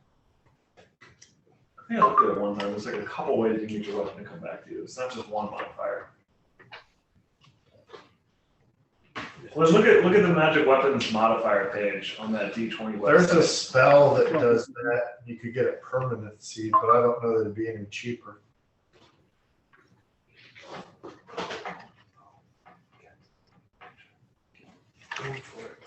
I'm gonna say that if you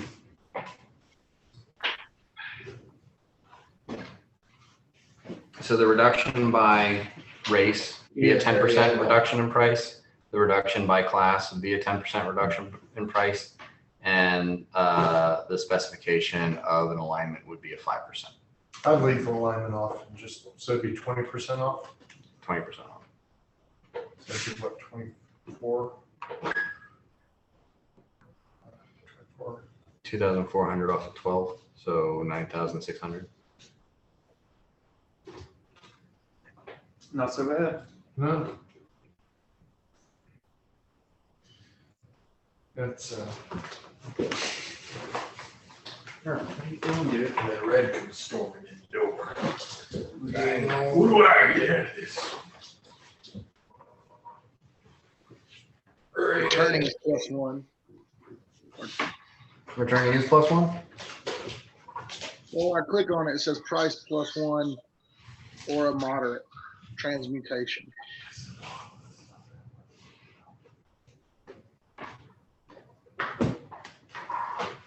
well, that's a pretty healthy chunk. Or you could just be Uhtred instead of trying to be Thor. Just saying. Hey, he's gonna try to become a demigod. Damn. Yeah, I mean his name's from a TV show. Yeah. He's the blend of many characters. My name's from Florida. That reminds me. I didn't wonder about that when you like pick a character name. I just went, am I having long? Yeah. Yeah. For a gnome. That's why I think it's fun. Numbers for. Yeah. During the vampire fight, Uhtred didn't have any of his gear on, so he was not on fire. Did I say he was on fire? Yeah, you were using his fire axe ability. That only comes when he's wearing his breastplate. I don't know. And you know, you were using the damage that includes his +4 strength belt, and We're still. it didn't really matter, but He still died. And now Yanni will slay her. Slayer. Says Proto player. Largo's just like, nothing is anyone's fault. Well, I mean, we all hate that. What's his name? Fucking the guy that killed you and me got away. Yeah. His name was Bristlefoot? Was Bristlefoot. Bristlefoot. Bristlefoot. That fucker. Yeah. Yeah. Somewhere. yeah. We let him go because Yeah. he Yeah. He did help out with war. He did. Yeah, that's true. He was like, like, okay, guys, I'm done. I saw you beat that thing. And I don't want it even heard of you, right? He got shook. that's fair. He shooketh in his britches. He poopeth his pants. Yeah, this. So besides the teleportation circle, I want to buy an unseen servant babble if I could find one. Bauble. Okay. Work on making a cloak of displacement. As I get monies for it, I will put into it. And magical cartography kit that I was talking about with you. Okay. And then I think Dakota's over there was Christmas list. yeah. Yes. Well, I just want you to. The unseen I'm servant feeling- bauble is 1,000 gold pieces. Okay. Talora can get that for you. Craft that for you if you like. 1,000 gold pieces? So you're in Penteros. You're just. It's a first level teleporting all spell, over the place. right? Why do I have so little money? Well, you don't. You have a group pool. Oh, This well, will come out of the group pool. You don't have such little money. You just don't have your cut. Yeah. You got like 400 gold pieces. That's more than we are. I've got like 590. Yeah. This you have 20,000 gold pieces Why you for the borrow party.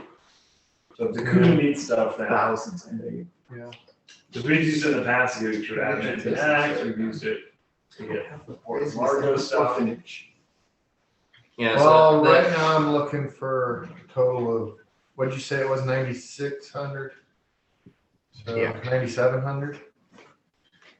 9,700. what was the extra 100 for? Oh, no. So, yeah. 10,600. That's a lot though. Half of it. It's adding a spell to your spell list permanently, basically. So Yeah, I probably don't need not that. cheap. I'll leave the unseen thing off there. I'll try and get that at some other point. Because I can Paragon Surge it if I need it for creating. So what do you want? What are you getting? I would like to create a cloak that would help me not die. And You've seen I'm that. I'm so weak it would take much more money just to build my hit point or my strength and stuff up. So this would help I'm getting a cloak of displacement. displacement, and it's going to cost. I can do it cheap style as best I can, and it'd be about 10,000. Okay. Yeah, and I do think that this is something you guys should at least take into consideration. Every other magic item you've made so far is sellable. Yeah. When you customize them like this, that money is gone. Well, or for 16,000. Wait, was it originally 16,000? You said. Well, the cost if you bought it would be 24,000. But if I make it without restriction, It would be 12,000. 12,000. That's not that much more though. No, we are going to talk to you like a parent. Are you going to use it every day?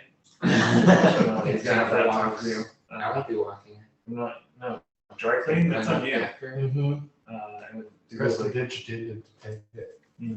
then yeah. Cool. Start working on I think, that. yeah, the 12,000 is the way to go. I'm going to subtract. That's 10, true. 10K. Because I Yeah, and it's also like everything else you guys have had so far. for that much Like more. if you don't need it, you can give it to somebody else Right. and they can use it. If you make it with these restrictions, Yeah, that true. you might as well just sew Yeah, I mean, if you're Dakota's throwing name 10,000, I might as well underwear throw man. 12,000. So how much is this going to cost? 12,000. Rack says, let's get down to brass tacks. Let's just stop circling around the dick and just get on it. Okay. Largo doesn't need anything that costs money right now. Good. Largo just wants to make that clear. Good. Future does. You got it, Richard. What do you Get in there, what do man. you want? All right, so I'm subtracting 12K from the Cool. You're making a close displacement. You made it? You made the quote? Okay, so that's going to take 12 days to craft. Okay. Mm-hmm. And you guys are in. Actually, no, it's going to take 24 days because it bases on the full cost of the item, not the cost of craft. So, and you're going to take the time to learn the teleport shit. Okay, so we're looking at like 50 something days for your project. Okay. That means Letta has made one payment and is about to make the second payment. Here's at home. I'm not counting the days. I am counting the months. Alright, Just like so you One. don't have displacement as a spell? I do. You do? Dude. Yep, third level. Is there a way to, when I'm doing it, like, boost the spell every time to get a better percentage off of it than 20? What? Like empower it as I'm doing it, since I'm creating it myself. I just wondered. If you make it better, it costs more. That's, yeah. You're not doing something based on your ability. You're doing something based on the amount of power. And as I said this early on, I don't know if you were here for that, but the reason why precious metals are precious is because they are magic. Mhm. And when you make magic items, you're sucking the magic out of the precious metals. So copper, silver, gold, and platinum are all put into those denominations because there is a scale of magical power inherent in all of them. And when you suck that out, you're left behind basically with if you use gold, you're left behind with lead. If you use silver, you're left behind with tin. So things that are not of any significant value. Gotcha. Like a vampire. Yeah, you're sucking the magic out of the precious metals. And it's that magic that is powering the item. Your spells are just laying circuitry. That's gonna bother me though, because it's not okay. It could be worse. It's magic though, dog. It's magic. It's not The closest Like electricity is comparison magic, electricity. Yeah, but this is magic. But then it would be silver is most valuable than copper than gold. Yeah, So but anything like magic. conductivity or whatever. But then it's also like the magic imbued inside the thing. It's like you. It's like it's a battery reading of yourself. magic. You need to believe in yourself. That's the most important degree of self-confidence. Great acrobatic shoulder blades haveth you. It's wild. So what are you doing with your axe, bud? Yeah. So how much money do we have? Like what kind of, how far can I go? How much money can I dump into this? Yeah. In group pool now, there's just shy of 9,000. We have 20,095 gold pieces. We could have just spent 12 of that. Okay. So that means we have 8.95. Just so you know, Bort is the poorest person in the group right now. Equipment-wise. Yeah, who knows if boards offshore accounts are doing? Yeah, Bort can spend his own fucking dirty money.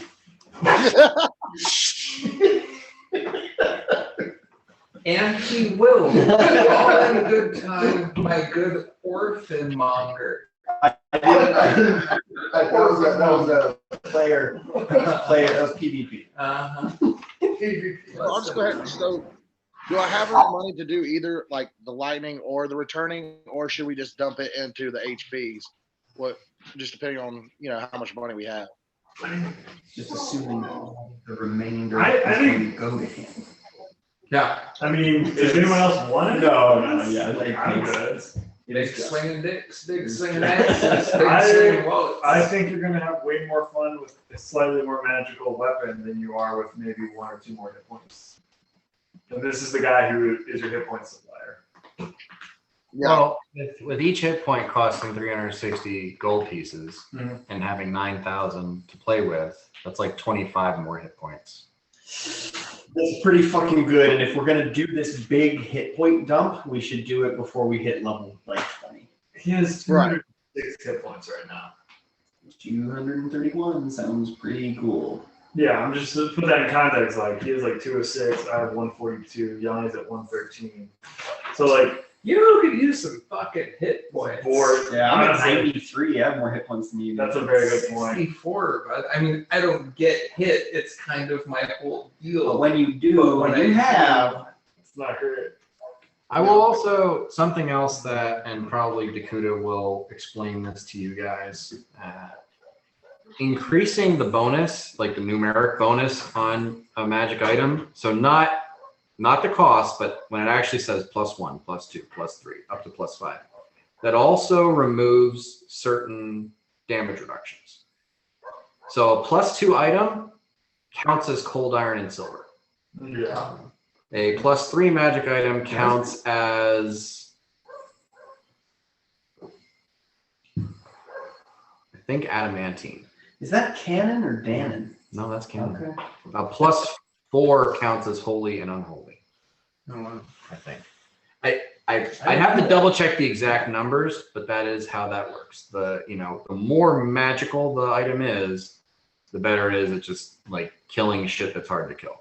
Yeah. Part of the magic. And just to crunch some numbers here, if you get a +1 on the axe, then that increases its chance to hit by 5% numerically, and then it's +1 damage.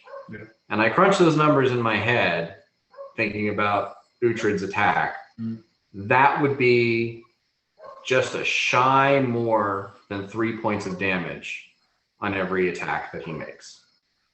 Versus if he adds a lightning to it, that averages to 3.5 damage on every hit he makes, but he's going to hit less often. Why are we looking at And that? they're both Because that doesn't give him +1 to hit. That only gives him +1d6 points of damage. I see, yeah. But it would be really cool. And he typically only misses on a 1 or 2. On his first swing. That's true. But he Yeah.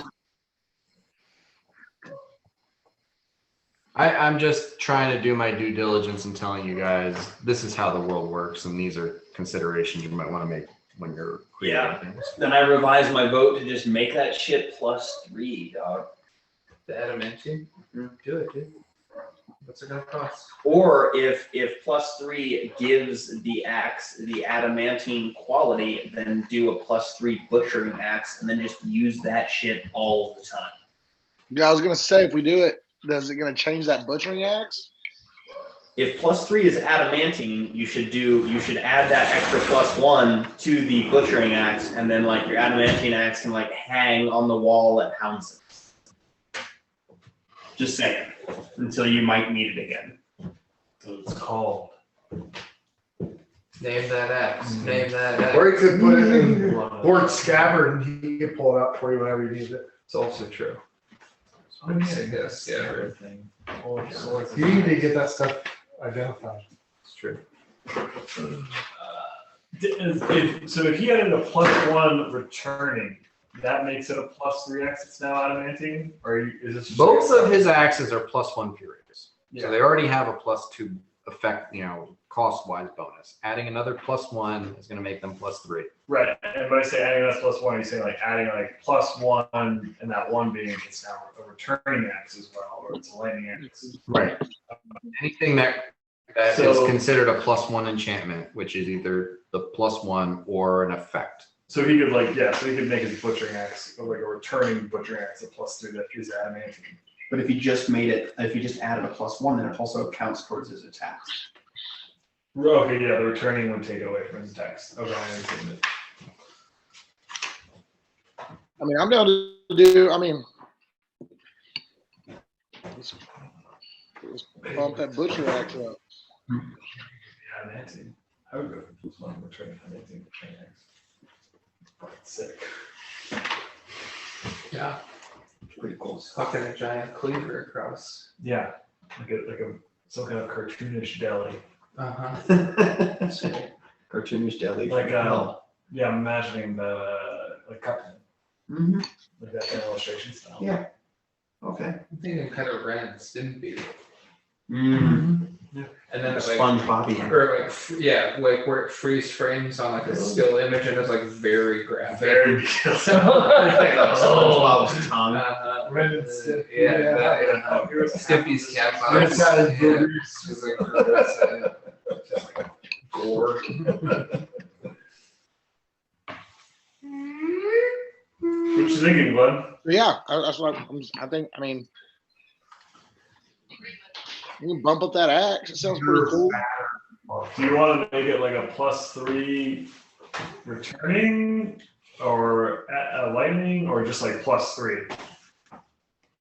Well, I mean, right now it's +1 furious. +2. So if he adds +1 to it, it's +2 furious. For his butchering axe. Yeah. Well, they're both have the same enchantment on it. Then why are we talking about +3? That's why I'm. Because it would cost Furious. +3.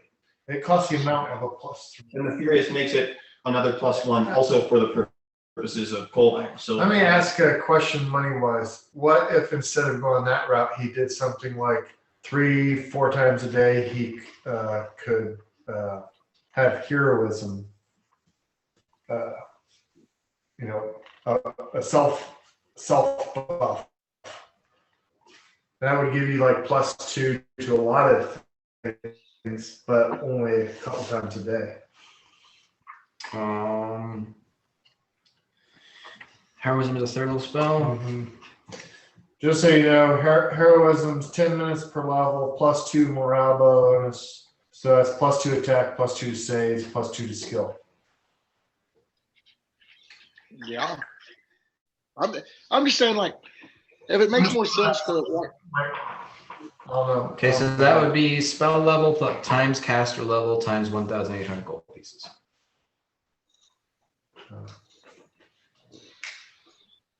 So that's a third level spell, and you could lower the caster level to 10 because like 10 rounds or whatever, or minutes or whatever would be a fair number.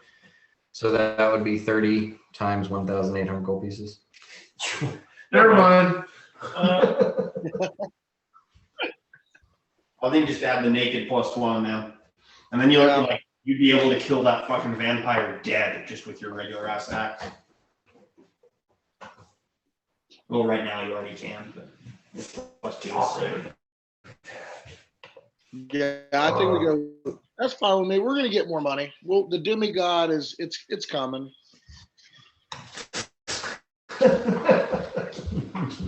What are you the god of?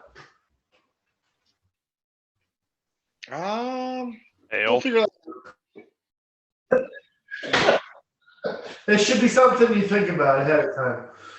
Ale? God of a good time. God of ale? Uhtred, the god of abandoning fathers. You could be like a Dionysus, just drinking and partying. I'm more of a Bacchus. All right. So let's Okay, do that. all right. So a +3 it bypasses cold iron and silver. +4 counts as adamantine, Okay. and a +5 counts as holy, unholy, anarchic, and axiomatic. So yeah, so We're getting there. silver and cold iron. So Now, also the Furious enchant, basically what that does is when he's raging, it counts as +2. Okay. So right now, when he's raging, he effectively has a +3 weapon. If you add another +1 on it, then when he's raging, he effectively has a +4 weapon. So when he's raging, he would basically wield it as an adamantine weapon. Yeah. Okay. Which he often is raging. Yeah. Okay. How much does it make it +1 on butchering axe? It would be 10,000 gold pieces. Okay. If you make it a butchering axe that only Uhtred can ever use, it would be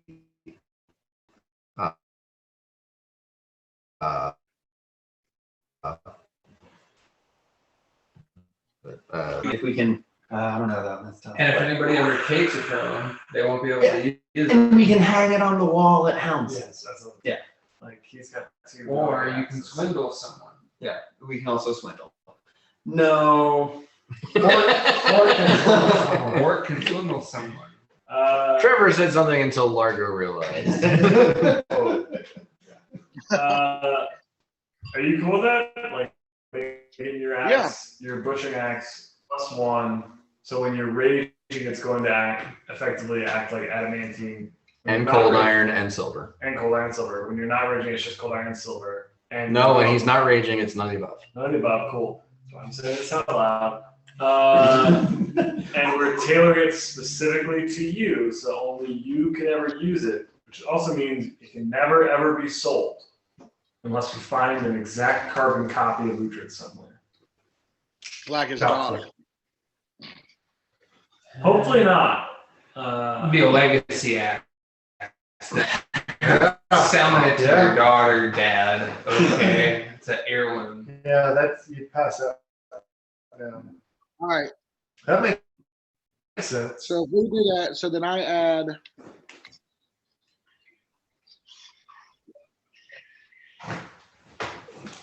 So Sorry? so my attack goes up to Say again? +26. Can you hear me? So the attack goes up to +26. Yeah. Right, so your attack is going to go up by 1, your damage is going to go up by 1. All right.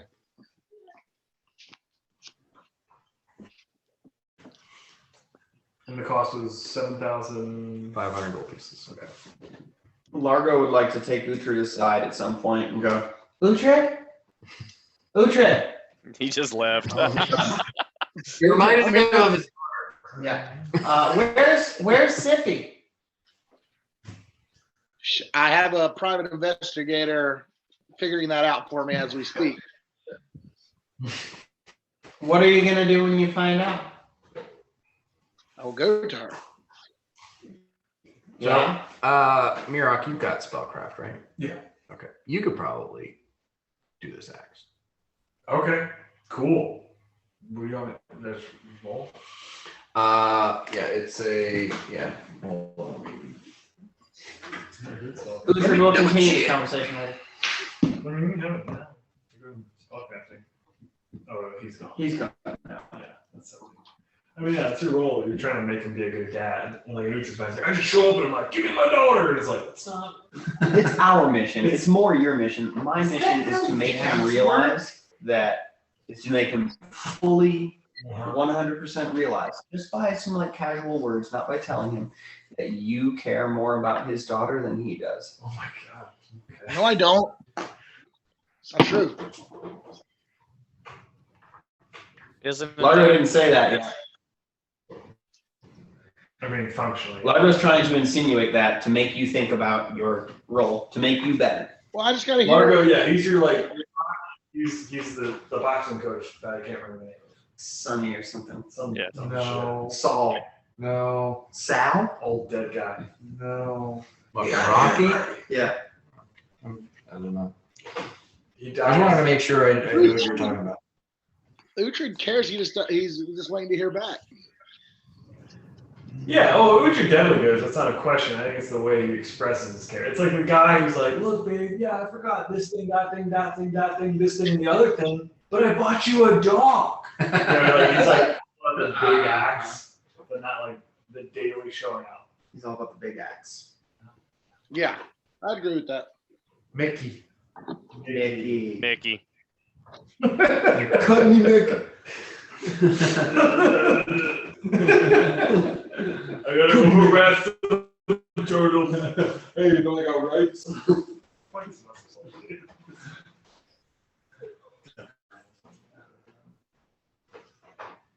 Hey, you wanna make out? What if I corner you in my apartment? What if I just like lean really close to the door of my apartment and you can't leave? You wanna make out?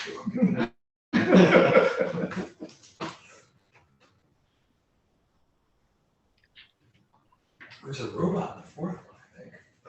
There's like a sentient.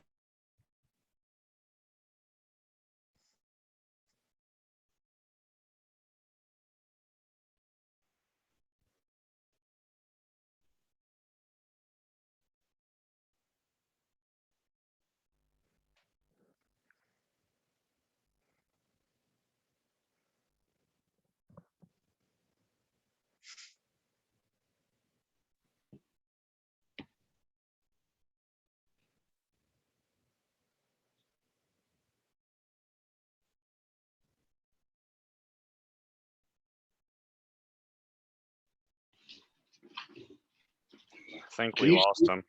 Yeah, I was gonna say, can you see or hear anything? I mean, I can see and hear you, but nothing on. Yeah, there they went. Oh, they're coming back. I think we're good. Oh, they're muted. Oh, Dan's got to do the little thingamajig. He has to do it every time when we get started.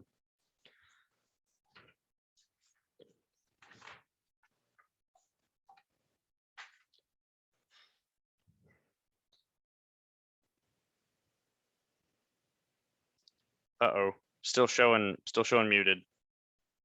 I think it might be on the computer.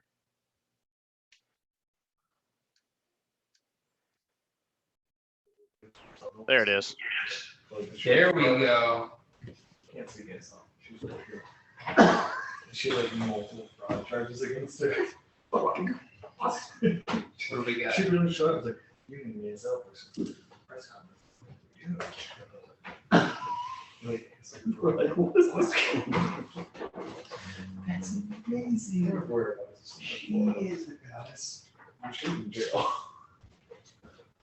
Jail goddess, dude. Yeah, see, those exist. Those totally exist, dude. Jail gods and jail goddesses. I want to be your jail god.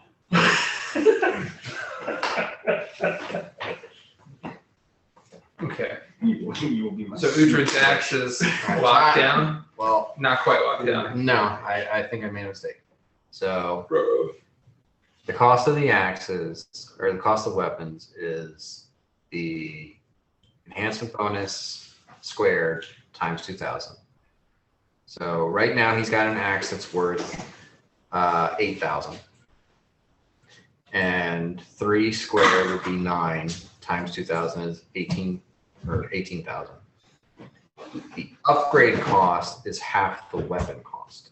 So that upgrade from 2 to 3 is a 10,000 value upgrade, but it's only going to cost 5,000. So if you reduce it with the Uhtred specialization, then it's going down to 3,750 Ooh, to get that one thing? to get that one. So can we get a second thing? The second thing would Yeah. be a +4 bonus, Walk me through it.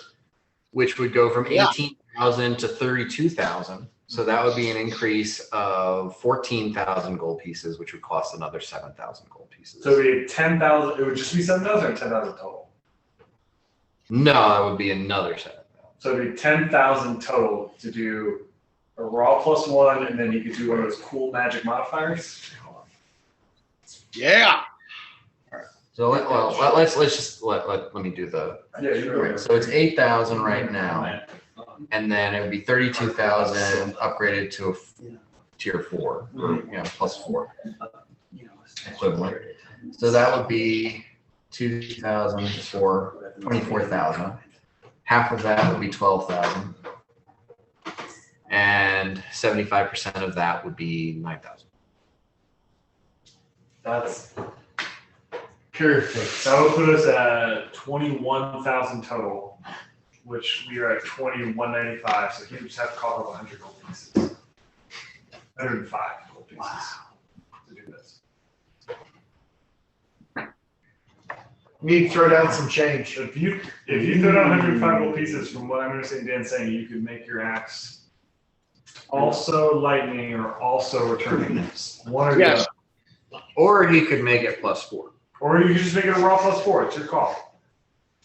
Which, when I'm now when he's raging, it counts as cold, iron, silver, adamantine, and holy, unholy, anarchic, and You axiomatic. would hit it. There is no damage reduction that would matter to him.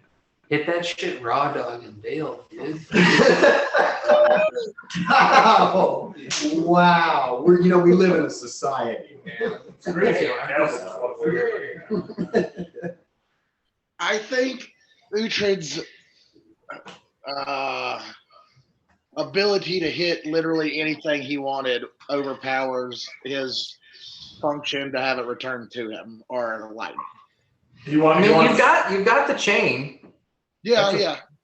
It's true. Okay, yeah. Let's go +4. so Yeah. do you have 105 gold pieces? I do. I have.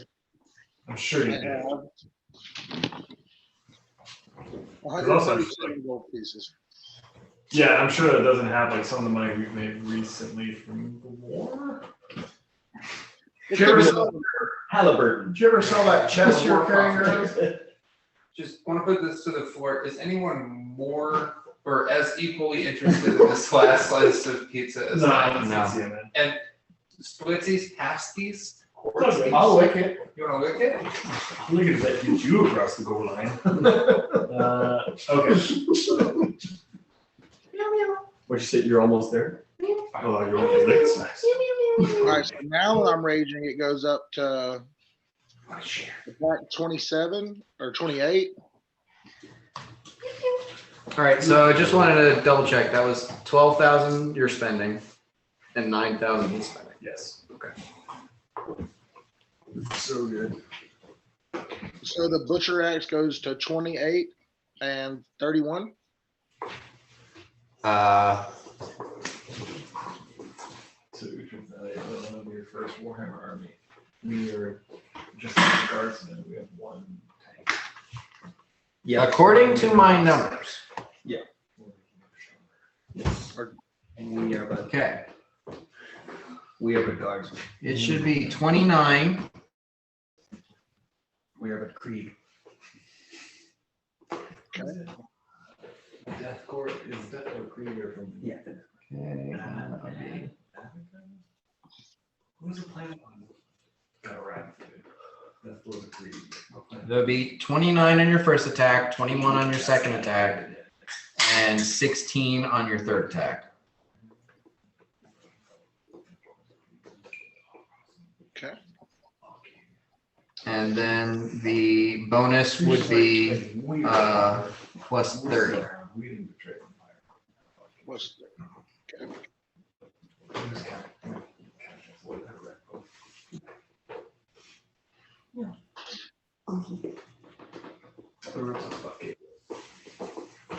We got it. So for my attack, the attack plus 29, first, second 21, third 16, then my damage is 3d6 plus 30. Yep. Yes, Krieg.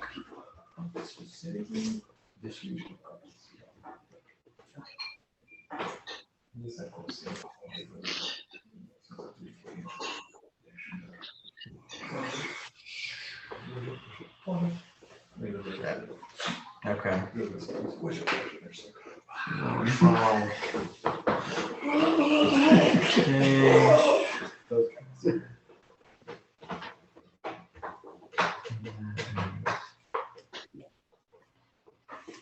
I'm just gonna double check the damage here.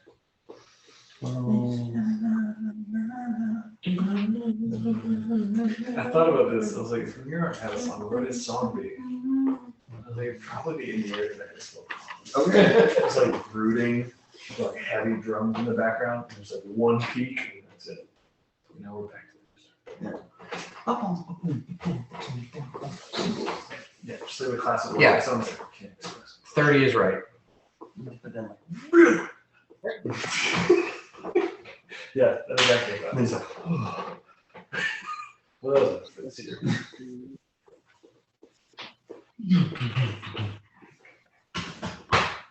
That's your death song. I think You're laying in death.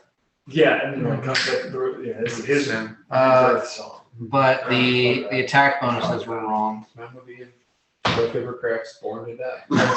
It's 29, 20, and 15.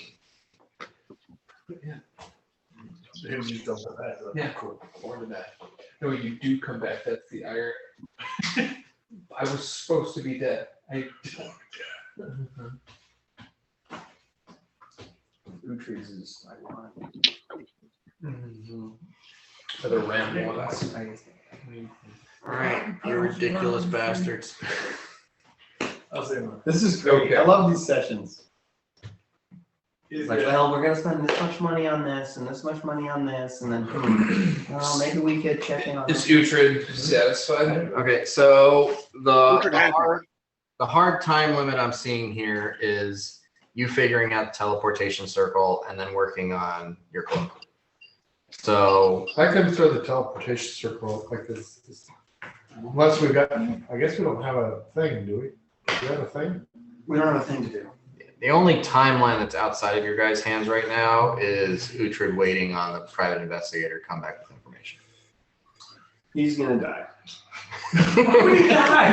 I'm totally expecting that Uhtred's going and interviewing private investigators. Like, when you go on a case, does your head often get chopped off? No, sir. Not even one time, sir. Not even that one. Man, one Well, time I they're did. sending after an assassin. Yeah, Come on, he's man. not sending them to their doom. He's sending them to go check up on Noble. Okay, so I mean, and Dakota is probably considerably interested in that teleportation circle. I don't think that's something he's blowing off. So we'll say, you know, with some time for some other incidentals, we're looking at about one solid 60-day month. That's 2 payments. Oh, one solid 60-day month. Oh, One to payment. create the items? To create, to do Maybe the my ads, stuff, yeah. Well, his his will will- probably make up 6 times this whole year. but for your. Yeah, I've got a couple There's things a going. couple of Okay. things going on. And I'm sure that at some point in this, you guys do join in on Elena's birthday, Of course. which is the first of Lidney, and then the 17th Is Port. is Port. Uh-huh. I'm gonna call Francesco. Party. Still love that. Um, not taking it done right now. Just letting you know your character's older now. Maybe. Elena's birthday is happening right now. In game, right In now. game. Would you like me to put you on speakerphone? Okay. Correct. No. All right, you're on. Happy birthday to you. Happy birthday to you. Happy birthday, dear Elena. Happy birthday.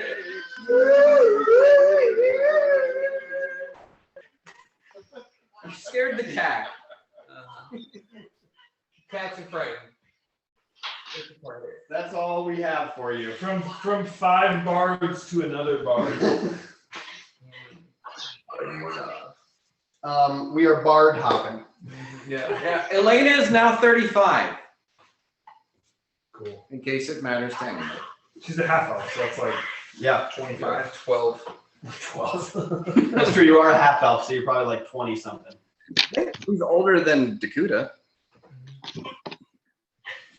Well, anyway, You gotta be we'll let you get back to what you What you were. Yeah. Well, Be prepared for that's what any it is. chicanery, Yeah. tomfoolery, Shenanigans. shenanigans. Yeah, I mean, Um, you threw the snowball at somebody in the war. what is You you, didn't really dude? throw the snowball at. No, he wanted to throw it at me, but I wasn't out there. Was it Bort? Or was it like Donnie? It was something like it didn't make sense. Dakota. What? Did you get hit with when Fuli rolled up on the fucking wolf during? No, it was Uhtred. It was Uhtred. Oh, but Glenn wasn't yeah. here that session. What happened? You asked me. So when we were on campaign during the proper war, there, we'd run all of the goblins out of a district, and there was one that came through raiding that was, clearly Fui, and they threw a snowball at you. They gesticulated. Yeah, they gesticulated at you and they said, fuck you, fuck you, fuck you, and then they ran away. And then they blacked out on Imperial. Yeah. Spent an hour drawing on her face with a white Sharpie. Jesus Christ. And then went to work the next day like that. And then, your beer. I so badly wanted to get happened that next day. That's what happened. It was like It was 6 Halloween. Huh? Wasn't it like Halloween or something? I think, yeah, it was like Halloween. There were costumes involved. Yeah, there's something like the next day was But it like wasn't. Day. It wasn't Halloween. It was just a random day that the LC they decided they were going to dress up. So instead of dressing up, he scribbled all over his face like a fucking. Yeah. Yeah. Permanent marker. Yeah. Brutal. Well, I Then mean, like eat raw if he just drew a couple of things, it'd be fine. But he just kept on going until he was basically in blackface. Yeah, it kept going. It really rode that line. And then he kept smearing it. So. Mhm. That was my question, man. He looked like Justin Trudeau at a college party. Yeah. Yep. I just wanted to go Class to A. the pillowcase. Yeah, throw that one out for sure. Yeah. This is being recorded. Anyway. Gonna watch it? Hi, Louie. I don't know. Just saying. Hi. You're throwing snowballs. I just want to thank our sponsor for tonight, Raid's Shadow Legends. Mm. It allows you to customize. This is gonna be hard for me to say. Last night I killed the Spider Queen. That's always when I get the opportunity to hit skip ad. So So I'm watching a Warhammer battle report. Anyway, I don't know what that is. yep. Sorry. we celebrated Linda's birthday. Bort's is coming up. Coming up. I'll tell you what Bort wants to do. So there's been a period of time happening. People have been crafting magical items. You've been going back and forth between Penteros and Tarnholm and where else? All over. You're at the Dakota Dome. You're taking people back and forth. Like Uhtred's getting his shit crafted in Penteros, I would assume. I'm making this thing, right? Yeah. You're making this thing in Tarnholm. So Yeah. you're Well, no, the The bench is in. Benches in the Cordesk Estates. We're all over the damn place. Before, commensurate to this crafting, I am still in Tarnholm. I've, made my business arrangement. Mm-hmm. Uhtred, our business arrangement with the local, establishment. Mira, in Tarnholm, you're the mayor. Yep. You know what's going on at the mines. Yep. I'm interested in meeting a dwarf. You've seen Roadhouse with Patrick Swayze. Are you talking to Mira or Aaron? I'm talking to Mira. That's Mira. I'm asking Roadhouse. Aaron if he has seen Roadhouse. Yeah, a long time ago. Okay, he is the master, I'm the cooler. I'm not looking for a Swayze. I'm looking for a Sam Elliott. I'm looking for the old guard. Swayze's the young buck coming up. He's the cooler. Sam Elliott, he's on the way out. He used to be the best, but Swayze's coming in. Still Sam fucking Elliott. It's always Sam Elliott. Okay, listen, pal. I I didn't write the movie. Yeah. But I'm looking for a Sam Elliott in these lines. So you're looking for like an old ass dwarf that's like knows the lay of the land. I'm looking for a regulator. I'm looking for a Nate dog. I'm looking for a Warren G. An attitude adjuster. Billy the Kid. Mm-hmm. Specifically a dwarf. I'm looking for a dwarf, man. I'm looking for a Tarnholm dwarf. Dan, there are 20 dwarves in Tarnholm. Mm-hmm. Assuming one of them is bled. So there's 19 dwarves that could fit the description. Do I know anyone who is like grizzly, old, been around the block? Triple T. And you're like asking me, it's like a birthday. They're like, hey, like birthday, like I want to get to know an old dwarf. Oh, this isn't for the birthday. This isn't this is parallel timeline.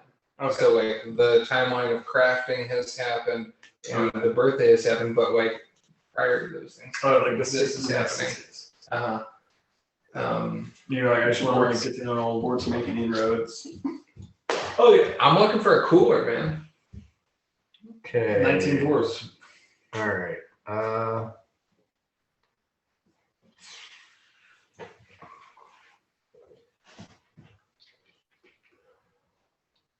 So you're just looking for like a grizzled old dwarf? Like I'm looking for a Sam Elliott. I'm looking for a dwarf that's been around the block a few times, knows their way around. An axe is a minor. It's like a old blue collar, doesn't take any shit dwarf, like an old Uhtred, basically is what you're looking for. Yeah, kind of. Poop deck pappy. Okay. I don't know Who that. Yeah. I mean, I'm looking for Sam Elliott from Roadhouse, not Patrick. All right. Swayze. Here's what I'll do. What do you got? Here's what I'll offer. On a D20 roll. Yeah. If it's an 18, a 19, or a 20, that guy is in town. Okay. For every action die you spend, you add one more number going down. So you add an action die, 17 also works. You add another, you add two action die, also works. But that's Okay. So that's what you got. Natural 20. Yeah. Sam Elliott. You're asking me this, and I go, yeah, and like he's in the room. His name is Sam Elliott. All right. Yeah, it would be like dwarves would be like Smilliot, Stonecrest. Smilliot Stonecrest. Not Swayze. That Bort Sizemore. It's my colleague, Uhtred, son of Uhtred. You know the mayor of the town. Yeah, we Mayor were, Slayfield. we were having a meeting actually right now. Allow me to intrude with By all means. this cask of ale, compliments of the empty mine cart, and Uhtred plops down a cask of ale that he's holding, compliments of the empty mine cart. Hi. We are proprietors of your local watering hole, and you know. Son, you want to shit or get off the pot? Oh, I want to shit. We're in the market for a cooler. We're prepared to compensate you handsomely for your time. I know that you work hard at the mine and take pride in your work, but we're going to be operating a tavern here. We need a little security, and we value your skills. Name your price.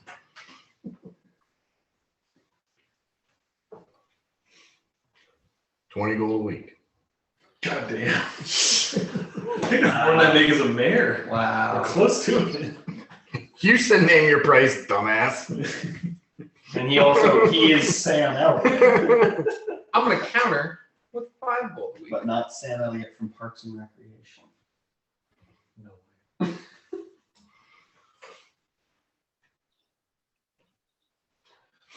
You ain't making that kind of money in the mine. Make it 7. I'll see you in the morning. Let's make it 7, and we'll see you in the morning.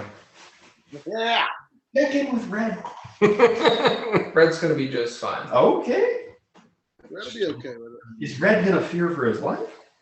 No, this guy's in the community. He's the cooler. Okay. He's not an unknown. He's not an unknown. Cool. Like, he's probably been Carnival. drinking there for a while. Uh-huh. He's not an unnamed co-conspirator. No, No. no, it's There's 100 people in town, 20 of which are dwarves. I feel like all the dwarves know each other. Mm-hmm. He's supposed to be literally Sam Elliott. Has Sam Elliott ever been a bad guy in anything? Nice good guy. No. Yeah. He also I'm just saying, married, what's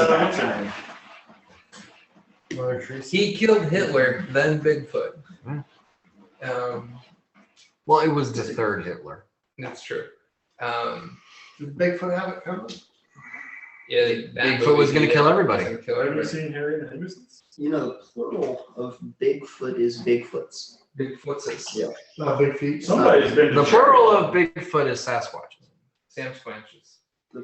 It's Bigfoots. When- Bigfootologists say they're Bigfoots. Wendigai. Wendigai. Yeah. Wendigai. Catherine Ross. He's married to Catherine Ross, who was like the babe of the late 1960s. She was in Sam Elliott. Butch Cassidy and Sundance Kid. That gal. All right. So, and don't fuck with my world, but with your natural 20, what is his actual name? Remember Sam Elliott Stonecrest? Oh, gotcha. Sam Elliott. I do like Sam. I mean, is Sam Elliott?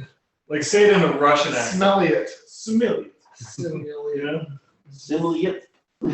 Smell it yet?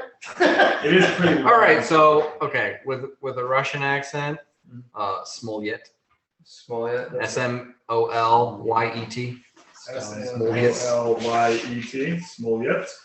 It's Smolensk. Yeah. You know the city in Russia? Smolensk. Small It's not Smolensk. You smell it yet?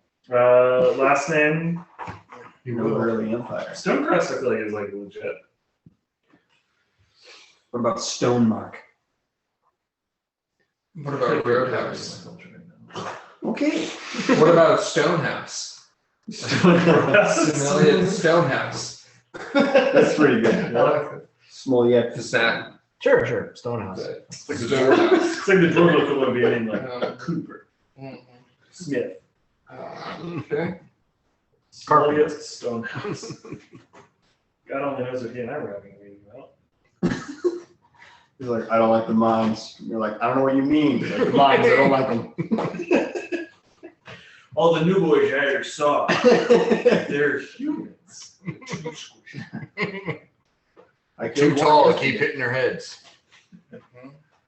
Poorly Extra formed. work.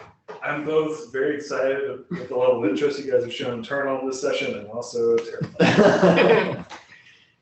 Speaking of altering worlds, This is my- Out of curiosity, how much would it cost to buy like a storefront? where? In turn. Where everybody else is buying stuff. Like an Uh, empty one, nothing established. at this point, they're building new buildings to house new people. Like You got it right. the town has filled out what is, what was standing. Mirok basically bought all of the old dwarven buildings and is renting them out to dwarves, and things have. So if Something you want downtownish that could be like a store at some point, if there's something available. I would say if you wanted to get something that is in the main section of town, you probably have to either expand just outside what's already there, or try to convince somebody who's already there to sell. And some of it is people just residential houses where if it gets busy, they might not want to be on the busy Okay, road. put out feelers for it. To get somebody to move, they would need to build another place, someplace else. Mhm. And for the trouble and issue, you can pretty much make it happen for 250 gold. But if you find the right person at the right time, it would be considerably less than that. I will say the beginning of our period, I will put out feelers, and if it doesn't happen by the end of the time, we'll just throw it out in cash. Make a diplomacy check.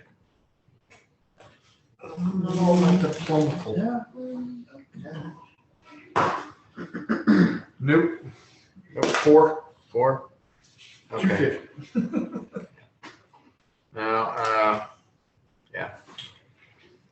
The boom has not happened yet, so things are not getting crazy. And at some point, if there's too much traffic on the main road, there's a couple of families that just live on the main road. They might want to, if they can easily transfer to where they have the money to just move and build. So for 250, would this be a house or would it be like a storefront? What's the difference? Okay. So for 250, is it pretty much close to downtown? It's in the district. Yeah, for 250, it's like there's the road that there's the river.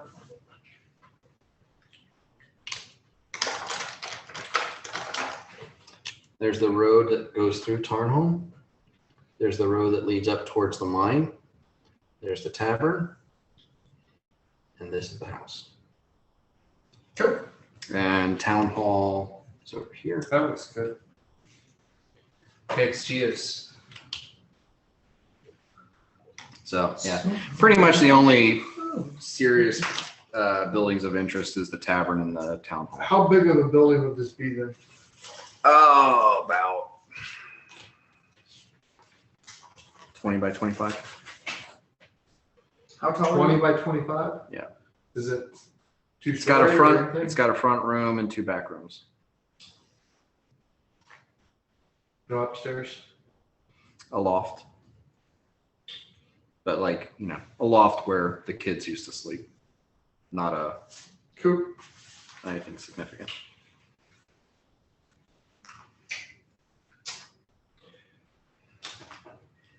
So I'm going to take the belt and it's going to be Dakuta's Sex Change Cave. For everybody. Is that true? Dakuta's Sex Change Cave. For everybody. For everybody. What are you gonna do? so much for Tarnholm. Mhm. Dude, it's the new Trinidad, Colorado. Yeah, there it is. Are you opening a sex change store on Main Street? Okay. Right close to the tavern. I don't know how much customer throughput you're gonna get. And that's a really rough name. Yeah. I'll work on the name. It's still, I still Yeah, need imagine to people think who what's have lived here for generations and a couple of years ago, like, Hands. And you're like, put up your toes and like, No, ours didn't change. Dakota's vagina and penis repatriation. no, your name is normal. Yeah, man. Okay, so I need to work on it. Need to work on the manual. Check. No, that's a joke. Well, the orphanage doesn't have a sign because people don't know how to read. That's just what it's called. Just a picture of the orphan. Yeah. It'll be. They don't know. No, you specifically gave money to have that sign on the front of the fucking. No. I know, but no one reads it. It's just the orphanage. Mine will be a. I mean, it's kind of like, I think Miroc was smart enough to make it not exceptionally bold. It's Yeah. just a set of like, it looks like someone wrote the alphabet in the wrong order. Yeah. Yep. If you're just passing by. I probably would have made Anne's name a bigger font. Like, Well, the whole thing's so fucking ridiculous that. I mean, but here we are. Poor Tarn. My sign will be a penis and a vagina with the arrows, like a recycle arrows going. Provide With a question mark in the middle. Yeah. Sorry, go ahead. So just from a timeline standpoint, so there's this 60-day period, and your magic items take a long time to craft, but Uhtred's magic item takes a very short time to craft. Well, I just Uhtred's- have multiple. His takes 24 days. Uhtred's is going from a 8 to a 32, so that is a 24 as well. So that's also going to take 24 days to craft. And you're crafting this item in Penteros at the Cordessi estate using the. Yeah, and I guess we established that. So I would be in Penrose for a while. You're in Penteros for a while. Like Rick can't read this right now. Because I'm just thinking like the things Miracle would be trying to do would be ideal to be having a turn on, but it's not. Well, this is. Okay, so basically if you do this concurrently with Dakota, Dakota's working at the Wondrous Item workbench and you're working at the Arms and Armor workbench. Yeah. Both for 24 days. Mhm. And if he's okay with it, he can just like send you to Tarnholm at the end of the day. Okay, cool. I like that. If he's okay with it. Which we're assuming he's already done at the Dakota Dome as far as the teleportation circle research is concerned. Yeah. So I don't know if he even has any reason to go back there. He might be taking up shop. And He might be taking up shop in fucking Tarnholm at this point. again, thrilled and terrified.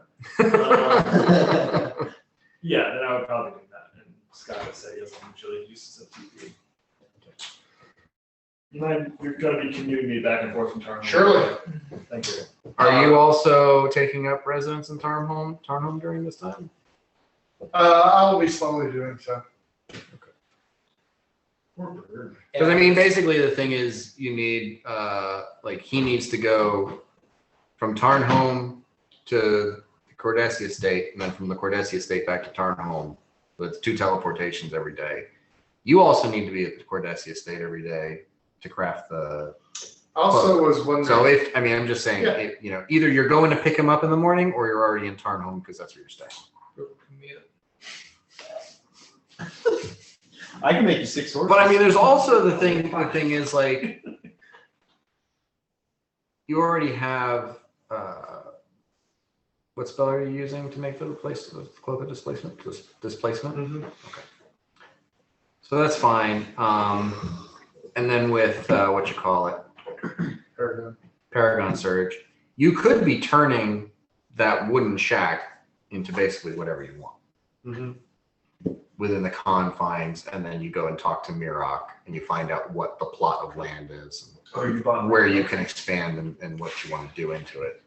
Get ready. I can do what? I can stand it. It's a lot. I like that. I mean, the plot of land is, you know, like, Oh, you know, it's, okay.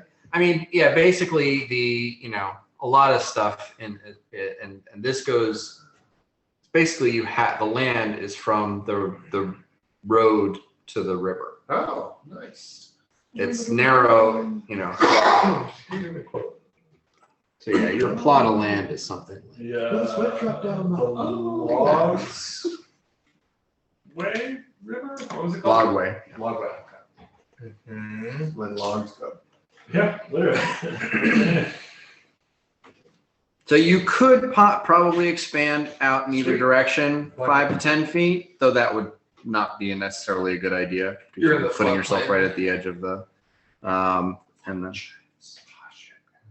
I am. But I you am could in terms of expand back like in another full building size. So you go from 20 by 25 to 20 by 50 without, going off the bank and into the river.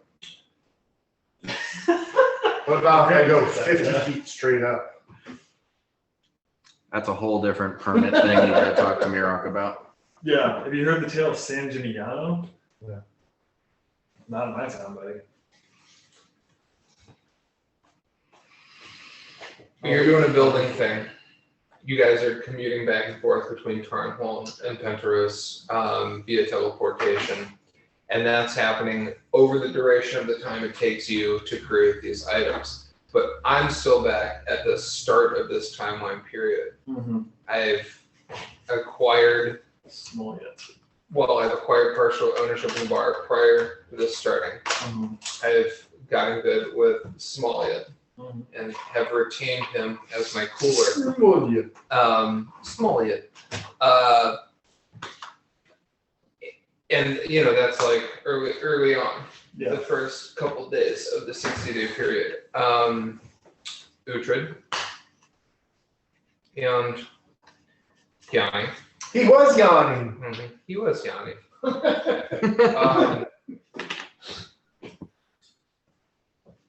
I would like to travel from Tarnholm to Penteros on foot over this 60-day period.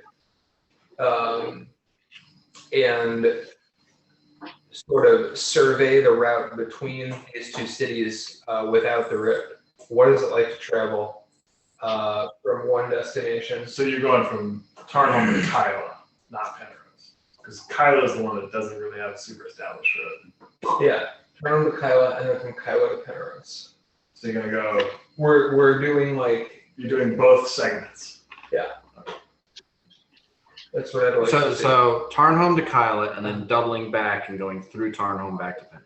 Yeah, that's what I'd like to do. I would like to see the route without the road.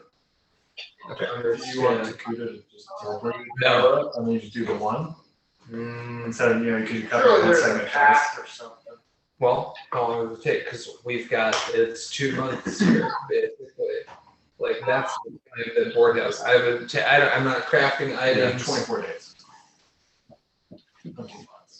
Well, 60 no, days total yeah, 60 he's days got, total. yeah. Of downtime.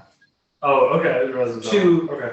2 of our months, 2 of your human months. Yes. The first 30 days, Dakuta is doing his shit in the Dakuta Dome. And then it's not until after that that he wants to make his magic item, and then that coincides with you making Uhtred's axe, and because we're trying to be efficient. Yeah, I like that. Okay. Yeah, I guess good idea. So the road between Tarnholm and Kyla, I would like to do that first, Mhm. and then it's Tarnholm and Penteros. So you'd be like, basically, it's like Kyla, Mhm. Penrose, and you got like Tarnholm here and then Zinnik here. So you're going Tarnholm, Mhm. Kyla, back to Tarnholm, Zinnik, Penrose. Gotcha. Yeah, I'd like to do that. Tarnholm to Kyla. Boys trip, camping trip, guys. We're doing it. And take the marshals. Take the marshals. And then once we've done Tarnholm to Kyla back to Tarnholm, I'd like to ask Simeliot if he'd join us on our boys trip. Wow. Yeah, like team building. Team building, exactly. He's gonna hate that. Yeah. That's You gonna be know? funny. We got a dwarf. We got a Yanni. And he's getting paid 7 gold to just walk. Yeah. Don't torture him. He's getting 7 gold to hang out at the bar. It's 7 gold to hang out at the bar. I just want to see if, after, it takes us, a week to go there and back, if he's like, See what he's worth. Make a diplomacy check. okay. Oh. Great. I do have so many action die.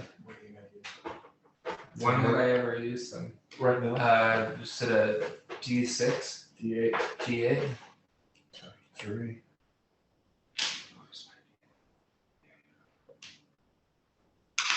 Okay, that's great.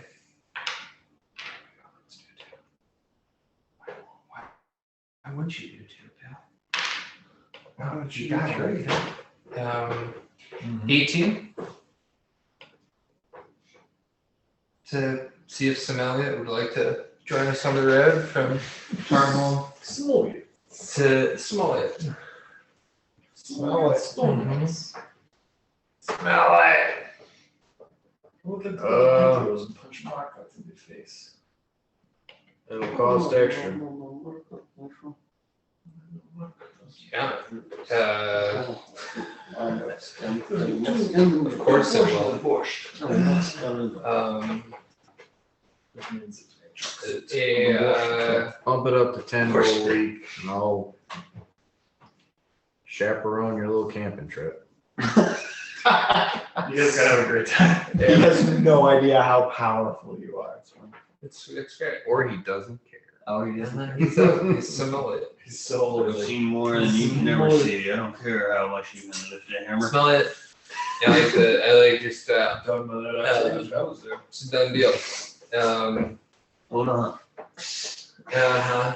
Is that a rock? I need to clear out my nose. That's the way I do it.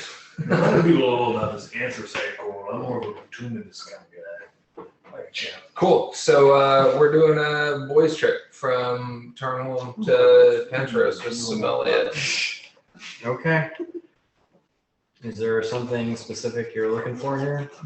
You swapping stories around the campfire, noogies, drinking beer, hanging out, riding bikes, skateboarding, Scooting around on the scooter. scooting around on my scooty, fucking chilling, vibing. You probably intend on giving this dwarven employee a noogie? No, don't. We are going to make this very clear. Do not fuck with the people of Turn at all. Dude, we're not giving him noogies. We're gonna get into some shenanigans along the way, and some other jabronis are getting noogies from us after shenanigans. Like you camped out at the side, there's another guy's camping there, and like you guys keep down, you're like that kind of. I mean, we're moving through Yet is a really good guy. some. Don't ruin it. No, I mean, this is the opposite of some Daryl shit. Okay. This sounds exactly like Daryl shit to me. It's In what way does it sound like Daryl shit? In the way that he's like a middle-aged dwarf, and you guys are doing teenager crap. When you say teenager crap, do you mean buying real estate and employing people? No, Because I mean that's what I'm literally riding doing. bicycles and giving noogies. That's what you described this camping trip as. I mean, It's more of a metaphor. general corporate team building shit. We're not building falls. we're not doing trust falls here. This guy is this guy's Sam Elliott. He's a cooler. His fun for him is beating the shit out of people. So I assume we'll be doing that and then giving their lifeless corpses noogies along the way. That's he's not getting Daryl on this trip. He's part of the squad. He's doing the dare. I'm sorry. I'm interpreting your words through a certain lens, a lens that I have developed It's a over new 71 day sessions. for orcs and dwarves. We're turning over a new leaf here. Okay. Yeah, it sounds like you guys are having a rough and rowdy camping trip. Before we go out, Sam Elliott was in that one. We're doing some of that shit. All right. Are you right? out? I'm your huckleberry. Yeah. Dan, is there a No, post? he actually says hucklebearer, which is Hucklebarrel. hucklebearer. Huckleberry. It's another word for pallbearer. I'm going to kill you and carry your body away. Oh. It's not huckleberry. He's not saying I'm your sidekick. He's saying No, he's like, I'm here to send you off into the next world. It's great. Uh, I'm doing some of that on this trip, just murking some fools. Hey Dan, before we light out on that, is there a like a post office or something in Tarnholm I could send a letter? You got it right through this. And the Pony Express is going to take it all the way to the OK Corral. there is someone in Tarnholm who employs themselves as a messenger. Okay. I would like to send a message to the Steel Citadel if I could before I go. Maybe that'll give it enough time to get back Okay. with a response. I'm really just trying to get information to see if my folks back home know anything about the vampiric assassin of muted. Okay. So your parents? No, the Steel Citadel. Oh, okay. The monk order or whatever. I guess the way you said folks made me think. Yeah, my bad. Not my bloodborne. Yeah. Okay, sure. Yeah, you can organize that. Aaron, do you have written somewhere the possible people that adopted Siffy? I'm trying to find that note and I can't find it. Yeah, sure. I got a question for you for during one of these TP trips. Does Rick have a flesh golem? No. I mean, we're in a basement crafting it now. Our blood witch. We can look around. Rick, Rick, why don't you go get us some Kool-Aid real quick? Brick is a blood witch. Blood witch. I mean, if you want, you can try to, rifle through his shit to see what he's working on Do and not do that. messing with. You could give him a flagon of dragon's blood. I gave him a book on creating flesh golems. Yeah. Great. Merrick's just gonna just be like, Oh, don't talk to that. but wait, No, It sounds to him a lot. I can really have this. sweet. That's how you know you did something fucked up. He's not evil. He's just like He's just blood a is weirdo, magic. man. Blood is his match. Merrick spends like 24 days in his basement. Just Blood, man. God damn it. Blood. Covered in blood. He's just like standing there in the corner. He's like, "You sure you guys don't need anything?" no, we're good. Yeah, he's the energy vampire. He just like listlessly floats over and just like, hey, God damn it. Yeah, I'm good, man. It's fine. Yeah, everything's fun. Hey, do you have a friend you could go see? Oh, do you mean the mechanical robot man in the basement? I mean, He's my girlfriend. Yeah, she was either adopted by a dwarven family who were lords in the Anton Empire. They're from House Tuluk. They have one child. Or she was adopted by the Count and Countess of Demore, who have a daughter that wanted a companion for her.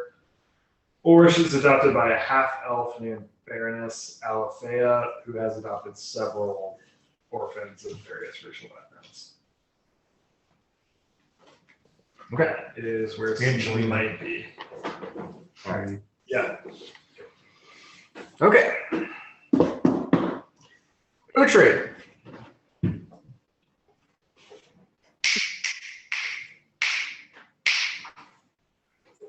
He's back. Sorry, the dogs were talking. Sorry, what's up?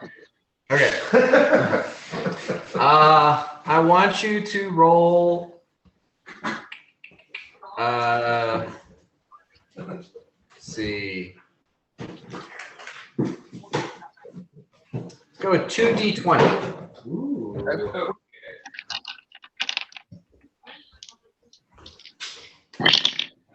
Natural 20 and a 17. Okay. Nice. Fucking guy. Well, in this case, it's bad. Oh, Come on.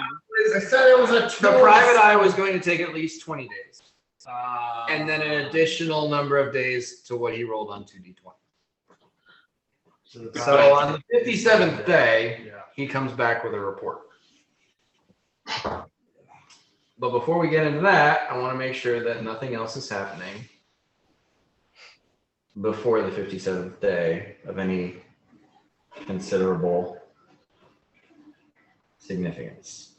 I mean, I think the whole fucking island is just being like, wow, we haven't heard from that weird ass Roses Are Red mercantile group for like a month. This is calm. It's pretty cool. Whole cities haven't fallen into the ocean. Nations haven't collapsed. We're just taking a breather. So are there any other, so you take this road trip, is there anything specific that you're trying to, like information that you want to gather on this experience that you are looking to, get from this this effort, aside from just, having a workshop venture Building with your, exercise. How long Expensive. does it take us to get from Tarnholm to Pentros when we're like on the road? from Tarnholm to Penteros takes you about 7 days. Uh-huh. It would probably take 5 if this road was clear and well maintained. Going back the other way takes 12. Well, we're gonna spend a little time in Pentros before we head back because I think we have time in the schedule, correct? Yeah. Okay. That's 17 days total, so you have at least like 7 more. We'll be staying at where did I say stay? You're down in the basement. Yeah. Excellent. Mhm. Uhtred, you've got a room. I've got a room. Somalia, staying in your room. You're telling me, he's like, oh, Yeah. So yeah, that's cool. I'm teleporting back Tarnholm. You wanted him to go with you to Penteros. You kind of wanted to be done when you got back through Tarnholm, because that's where he lives and his family is. So you're saying he wants to teleport back? Well, no, they left Tarnholm and went to Kyla. And we then did they that went by to- ourselves. Oh, And then when we came back through Tarnholm, we picked up Somalia after he'd been at the bar for like that period of time, Oh, like okay. establishing himself. And then he came with us from Tarnholm to Penteros. oh, okay. We're in Penteros. Now that we're in Penteros, I would like to, 1, check back in at Houndson's. Okay. And then 2, repeat, well, not even a repeat because it's a different situation. I'd like to check out the situation, boots on the ground at the Yellow Briar, the other establishment in town that was going bankrupt and getting thieved on and suffering from Houndson's success. Sort of our opposition establishment We should put a little dot where it's at. in town. This is like the Yeah, first so draft. Penteros, Zenek, and then Tarnum is a little further towards Kyla. All right. I lost this file, so I need to rebuild this. So Probably. I might have it somewhere. I'd have to look. I I forget. do have it, I'm pretty sure. Well, I just feel like the raw file. Oh, Yeah. This is a QJS file. oh, sorry. I did that today for lunch with old tax. So- At Houndson's, there's nothing in the back room Gotcha. because Teak is not doing it. He Yeah. told you numerous times to find an adult Uh, and have somebody else run that. So that back room is just sitting there doing nothing. valid. Understood. Like business wise, things are fine. Uh-huh. It's chugging along. Things go great. The Yellow Briar has recovered somewhat Mhm. since the militia returned to town. A significant number of the town guard came with that. and there was a significant reduction in the town guard during the war effort, and that's why things got pretty hairy. So now with the town guard back, order has been restored to a significant extent, and the Yellowbriar is not doing as well as it did prior to Houndson's, back when Houndson's was still beef and beer, but they're no longer on the brink of collapse or anything like that. They're solvent. They appear to have customers there. Yeah, We walk in, the boys from the road, after the boys being on the road, just like order some beers and like hang out for an afternoon. And, you know, people know who we are, they know who we are, but we're not like making any, not being weird. Are we, Richard? Are we normal? No, we're drinking though. I assume sommelier is like just offhandedly seduces like a barmaid. Yeah. Yeah, Who knows? sommelier. okay. I have no idea, but we're just checking out the situation at Yellowbriar, just seeing what's going on. All right.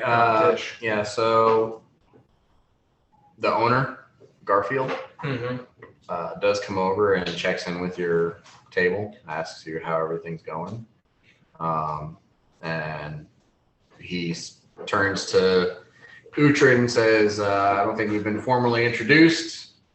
Garfield Fritz, the owner here. I hear a belated welcome to the neighborhood is in order." I am Uhtred, son of Uhtred the Houndson, the great Cleve the Dragon Slayer. It is nice to meet you. What race is Garfield Fritz? Human. Human. Okay.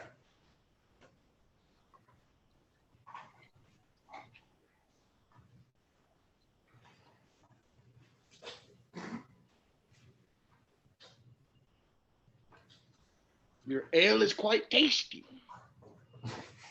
No. Well, we brew it in house. Good to know. Does Townsend brew that? Yeah. Okay. We all brew ale. Garfield, thank you for having us. Lovely establishment. We'd heard you've been having some trouble with the local, dirt bags. How are you doing, man? From one industry guy to another, what's the situation? Well, we don't all have the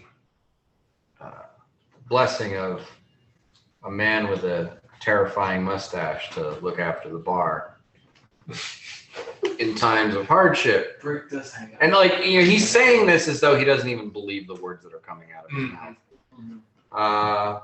But now that the town guard is back to full strength, things have gotten better. Saruk has stopped by and informed me that he's keeping an eye on the Meister. So he's cooled down a little bit. I'm gonna say Yanni's with you, right? Yeah.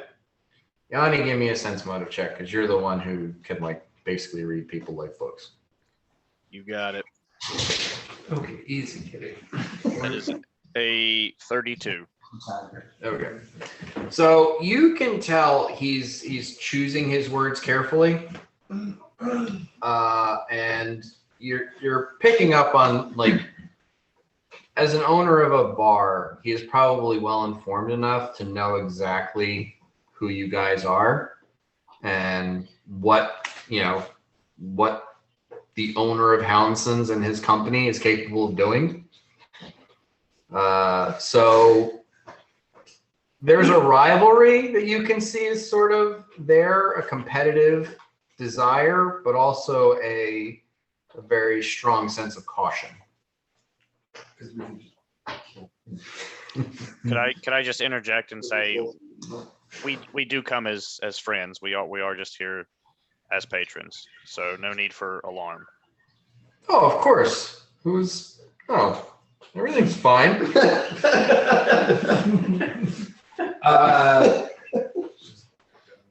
So that happens, and I sort of beckon to Garfield, just like a little, kind of at like mention of the maestro's name. Has he been giving you any problems, man? Well, his thugs have been around, but like I said, it's cooled off. Yeah, but has like even given you any problems, man? Is your business your business? Yeah, it's been in my family for generations. It's gonna stay that way. Well, I'd like to see it. I hope, yeah. I'd like to see it stay that way. I'd hate to see a guy like that muscling in on what's right with yours. Oh God, this sounds like a threat. He's Every boy says something, right? from what I hear, he's keeping a new wall. He's expanding a new wall, but he's keeping a new wall. All right. Which that's the southern district of the town. Who's that Meister guy? No, not at all. It's great. I'm trying to keep myself apprised of the situation. It changes daily. I have my contacts. You have yours. But as legitimate businessmen, we need to stay ahead of this undesirable element in our business community. So I'm thinking if you were of a like mind, maybe we could pool our resources and keep a unified security front for this Maestro character. This is Sam Elliott. My resources are limited at the moment, but if I hear anything, I will let Ileana know to pass it along to you. Excellent. My resources are, shall we say, less than limited at the moment. Oh, I'm sorry to hear that. Oh, don't apologize. Less than limited. Garfield just called Okay. him maybe. No, Garfield's not. So it's more limited. No, less than limited. Yeah, so it's limited, No. but it's less than limited. No, his resources are limited. Mine are less than limited. I don't know. No, you're. So you said more than limited. You're implying you're more limited. No, I'm slightly less than Yeah. limited. Shall we say? And I will return the favor. I'd like to see your business succeed. Nice. And keep this undesirable element out of our establishments. Well, I definitely want to keep undesirable elements out of my establishment, whether that's, thugs barging in or outside influences taking my hard-earned establishment away from me. I'll let you know if your help. Let me sleep on it for a while. I mean, all right, I think we understand each other. Fine. We're two. Great. You offering him protection? No, I'm just making conversation as far as a fellow bar owner about an undesirable person who doesn't own a bar. Totally. Totally. Yeah. Got a real shit deal element. You're being super transparent. Just being super cool, man. Just being a good neighbor. He's an evil bar owner. No, it's great. It's great. Dude, the Better Portness Bureau, the Yeah. BBB, man. In my mind, Look that out whole for each other. interaction was happening at the corner of a Westfield bar, just like a really gross, sticky place. And just they're like, is there any problem? That's what was going on. Like, It was good. well, the Yellow Briar is like, the family establishment. It's like a mellow mushroom. Yeah, it's like, well, but it's got tablecloths. It's not expensive, but it's a place like When you're there, Garfield and Jenny's kids are in the booth in the back, drawing and studying their homework. It is a family establishment. It is well lit. It sure is. The decor is yellow. It sure is. It's a family establishment. Well lit. Just want to make sure that it stays that way. And I would like to.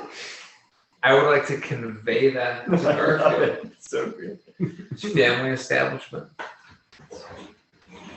I think my wife is calling me. I will I probably have to take care of something in the kitchen. And like probably between Bort and Yanni and Uhtred, she's not calling. You can hear her talking to somebody in the kitchen, and it's not him. But he is excusing himself from this conversation right now. Thank you for your hospitality, Garfield. Love what you've done with the place. He waves his next round's on me and disappears. It was good having you talk to me and introduce yourself. Like in Uhtred's mind, that conversation is between those two guys. We tip exceptionally well. Okay. Drop that skrill. Yeah. All right. That was awesome. I Scary. felt so much relief that it just wasn't happening internal. Like, Yeah. fuck it, do that shit anywhere else. Yeah, threaten Go him. for it. Do it. There were no threats. There were no threats, and it's okay for someone to be afraid of Bort. Yeah, it is okay. Because Bort's scary. Dude, this Meister guy's a bad character. I don't know. I'm just saying. I've It's never not heard just of me. it. I've never Yeah, heard you of haven't Meister. because you guys don't know fucking shit about dick. Like, It's true. We're not in tap with the underworld. okay. Okay. Bort's got imaginations. So nearing the end on I want you to give me 5 spellcraft checks for the teleportation circle. And then 11. you each need to give me spellcraft checks for the item crafting. Just one. Yeah, just one. Want me to call them all out? Yeah. First 31, 36, 34, 29, 40, and 35. And I'll use an action die to get that one up above 30. They're all above 30 on the front. For the 29? Yeah. Okay, so 29 was the 4th one. And then you did 2 more after that. Yeah, one was like a 40 and a 36 again or something like that. Okay, so the 36 is for the cloak. Because I I asked you to said do 5, 5 for and the then, and then one more. Right. I just did 5, sorry. No, you did 6. 31, 36, 34, 29, 40, and 36. Okay. Sounds good. And you rolled it For, for the 29? yeah, I gave one for the 29, and for the cloak, I'll give you my other 2, which should be 8 and a 5, so 13 on that. So, Well, what did you roll on the 29? I didn't roll it because I was just trying to get above 3. So 29 was 8 more, so 37. And then the 36 went up to 49. 49. Okay. Thank you. All right. So the cloak goes off without a hitch, and the you have now pretty much a thesis on the teleportation circles, a very in-depth analysis and basically an instruction booklet on how to create one. Approximation for how much it would cost to make one. And time, just part of my thesis.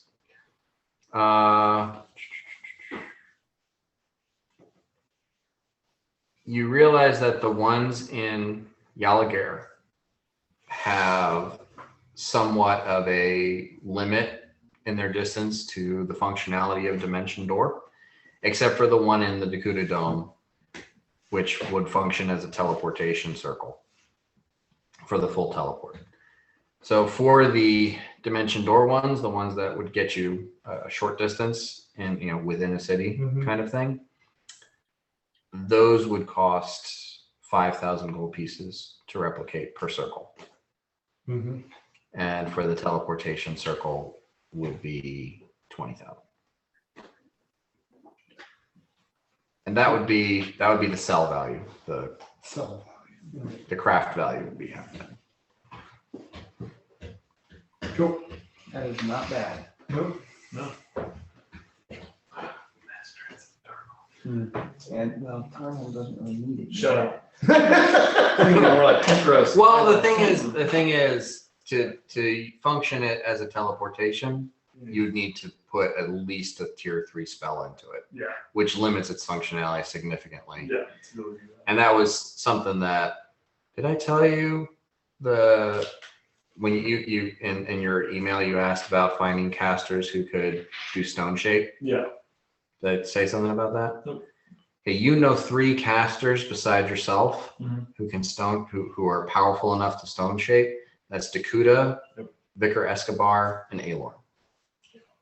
I thought Glenna could. No, okay. Did the Black Dragon stone shape? Mm-hmm. She did, maybe? Is she available? I'm just trying to, Yeah. like these people are not interested in road work. Yes, these are higher up people, for sure. Yeah, when someone can cast a 4th level spell, they have, They're not gonna this be is so your pet fucking- project, so you're into it, but no, yeah. Escobar is controlling tens of thousands of pieces of gold every day, and Alorn is controlling the reality of the fabric of reality, apparently. I would help you. I'll help you with Building a road. I'll help you with one bridge. Thanks to that means a lot to me. While we're crafting our magical items together, which I got a 27 total, by the way. Yeah. I would be discussing about like that black dragon. I'm like, we should kill her, right? We should find her again and kill her again. That's not a thing we strive at, right? I'm up for that. If we could find her. I'm putting that on your do a group dragon effort. But America's head will be like, we need to kill her like now. From what you're saying, like now seems to be a good time to kill her. If we could find her, definitely. Yeah, how do we find her? Like, Did she tell me that she was in a line? No, she's, I had a little bitch fit at the end of that. Yeah, you said you will never find her. She's in a wetland room underground. You have no capacity to find unless you dug up most of the entire city. Yeah, but yeah, mostly I was getting angry because I was disappointed.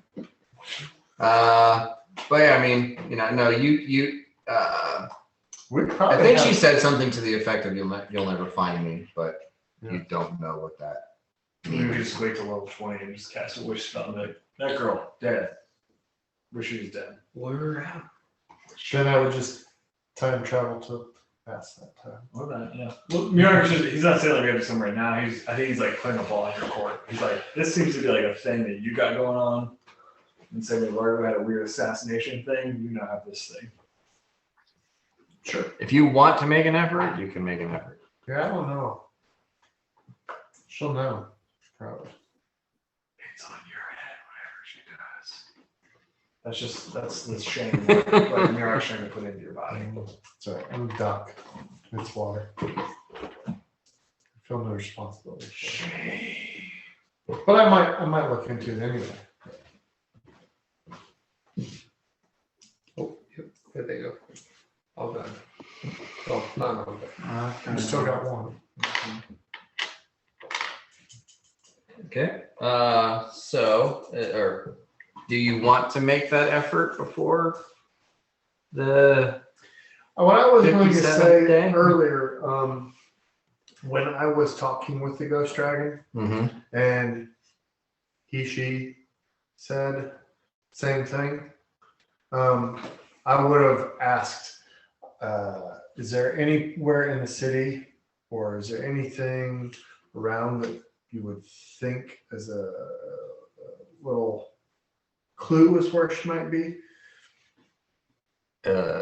But of course, it hasn't been out of that one section, so probably not. If there's any clues to her location, they would be in her lair. I have been here for around 100 years. I don't even know what the rest of the city looks like right now. Yeah, I thought of it after I said that. And he does tell you that the swamp flora has increased in the time that he has been a ghost. So it wasn't this swampy when he got here. Mhm.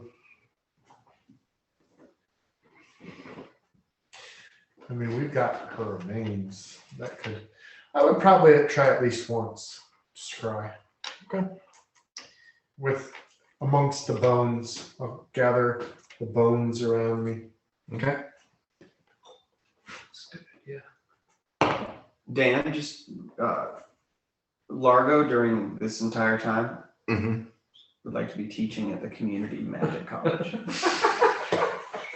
The community magic college? Yeah, like going to he's like teaching like illusion 101. Auditing, but from the teacher's perspective, not the students. He comes in, he's like, okay, everyone, my name is. He grabs the chalk. Just I know I don't mean to throw a wrench into the spokes. Okay. I was thinking about visiting Marcotte, but this is far more. Okay. All right. So here's the thing: the magic schools are all wizard schools. Yeah.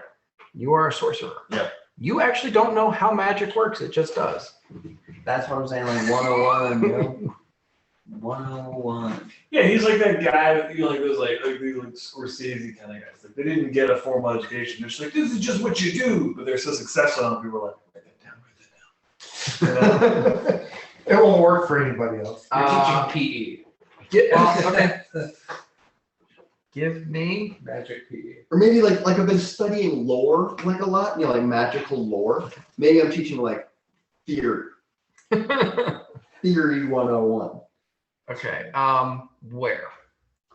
The one that is less good than the one that I know they'd never let me teach. Okay. So I know there's two, and I know one kind of sucks. Right. So in Kyla, there's Motor Bonds Academy, And that's which is the good one. Yeah. There's also Castigans. Cassians. Oh, those are in Kyla though. Those are in Kyla. Yeah. There's no mage schools in Penteros. Is there like a college?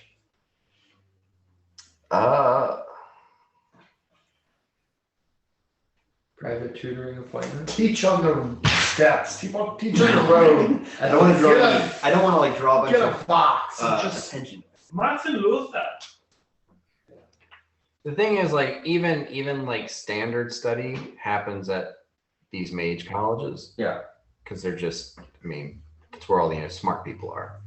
Then I might take a trip to Kyla and just like teach like I think you're right. Like I'm a sorcerer, right? But I can teach like magical theory and like weave thought. Okay. All All right. So yeah. I want you to give me a diplomacy check and a sense motive check. Diplomacy check is a 40. Okay. Sense motive is a 12. Okay. So you give your spiel at the Castigan School for Magic, and they listen, and you get this like sense that they're not biting necessarily. And then one of them says, "Oh no, I think Professor Dysentree has a lot to teach us." It's just a vampire game. Just fucking kills you.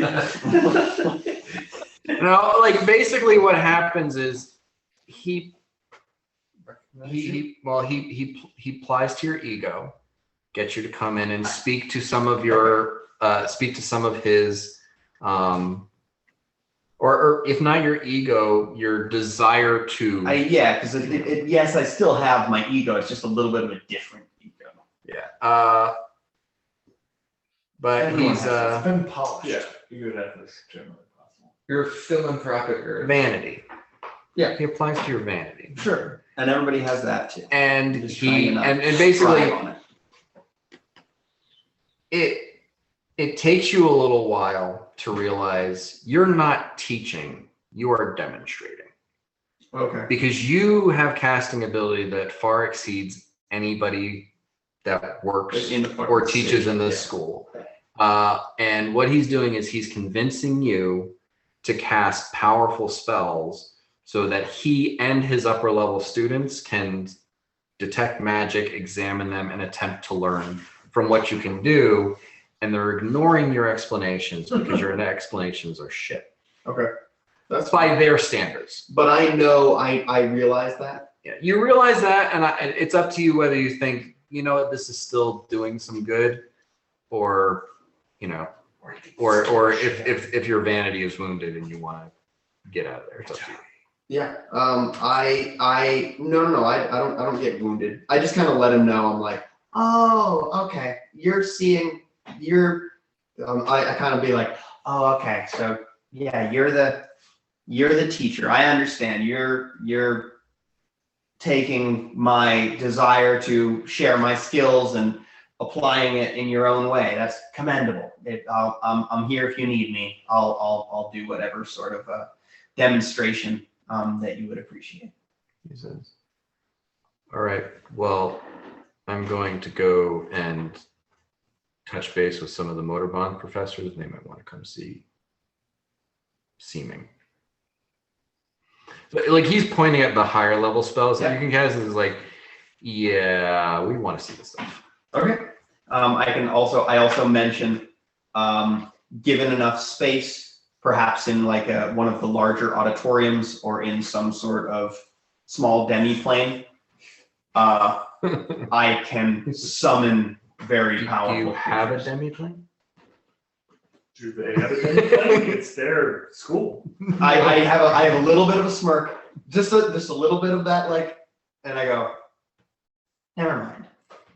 And then just say, like, if you feel comfortable, I can release them at will, but I can summon very powerful magical creatures if you want to study those.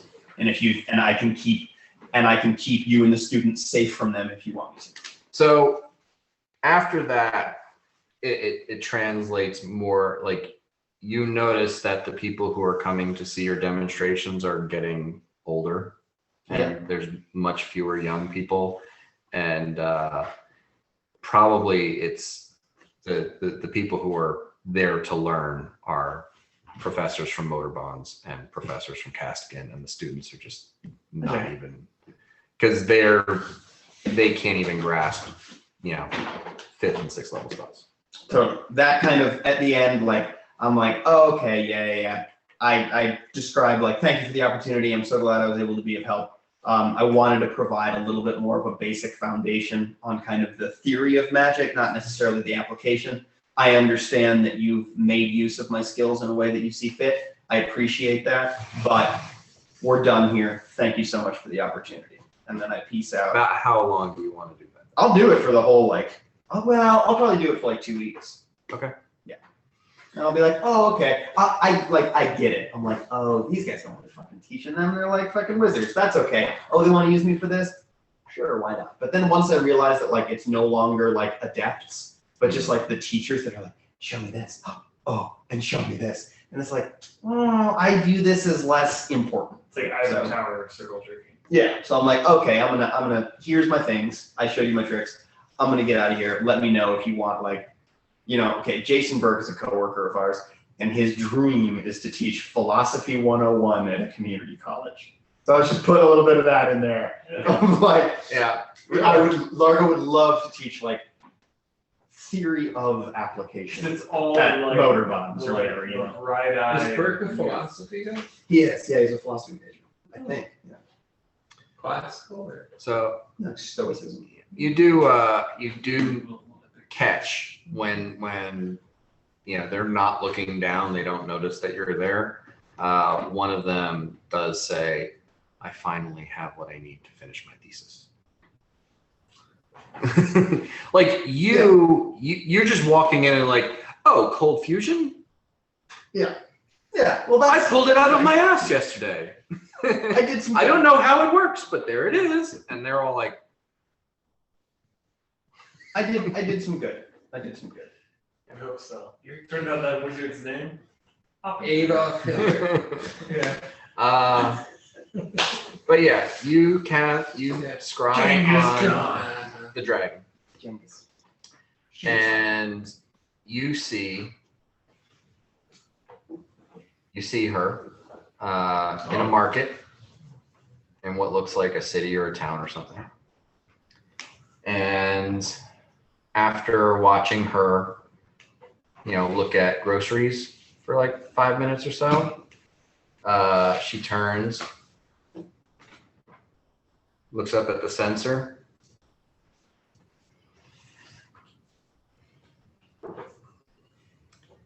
and then pulls something out of her bag, writes something, and holds it up, and it says Tarnhall.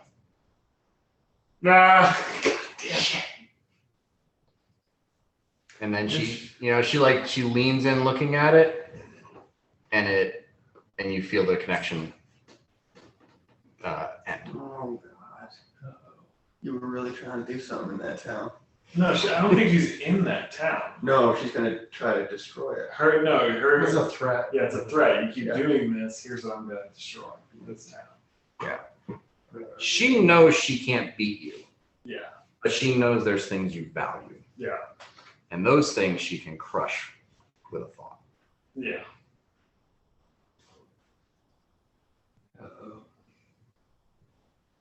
Yep.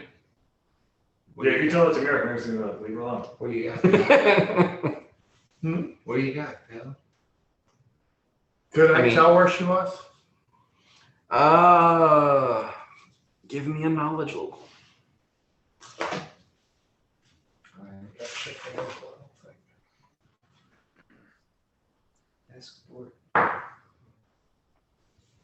Oh, 16. No, 18. 18 total? Yeah. Okay. It looked like a bustling, significant city. It looked like Antolon as far as the dress and style of the people who were there. You're thinking probably Kyla, Penteros, Entelbin, Yeldarim, one of the larger population centers in the Empire. It didn't look like it was outside the Empire. It didn't look like it was Elven or Dwarven or anything like that. But yeah, I mean, it was a market. So She's like, yeah, she's somewhere like around the Castor Bay or Cantor Bay. Cantor Bay. Yeah. She couldn't have gone very much farther beyond that. Well, there's Cantor Bay is on the west side, and then it's the Riacullen Strait, Yeah. and then it's the Astalon Sea to the east. Yeah, she's in this like Mediterranean-esque area. She couldn't get much beyond that in 2 months. Is it human? Did you say he's a human? As a human. As a human, yeah. She can't take dragon form. Yeah. Yeah. Just traveling as human. But you did see that she was she still had access to some significant power spells. She can teleport. If she scryed on me, what are the chances that I notice it? Well, the thing is, like, she can see invisibility, so like that's just an innate thing that she has, and the sensor is invisible. So if it's in her range of vision, there is a like soap bubble that's just hanging there, Mm-hmm. and she'll just see it. You would have to see something that is about the size of a baseball that is invisible. Maybe you would notice it if you heard it move through the space or something like that. Like it just nearly impossible for you to notice it. It takes some preternatural senses, which she has. So are you telling everybody, or are you telling Mirok? Are you telling anybody? Yeah, I'll let everybody know. Mirok, or Dakuta, the man with no secrets. Nope. He's a teenager. Yeah, I immediately tell her to let it go. Let's just looking. Yeah. Yeah. I mean, I prompted you to look. I'm not like scolding. I'm just like, yep. Nope.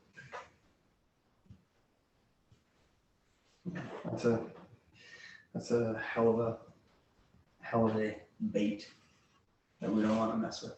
Yeah, because before we fought her, it was just like, oh, we're just fucking randos fighting you. And then she's like, oh, wait.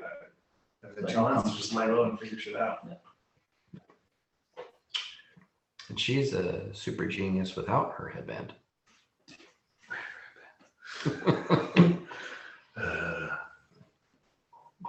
staple gun. Okay, so on the 57th day, Uhtred, I'm assuming you are at the Cordesia estate.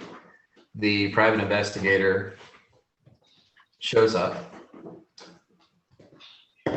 and he says, I incurred some additional expenses,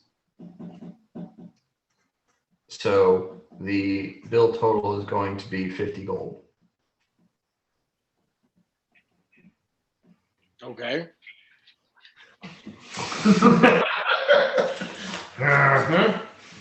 Do you have it?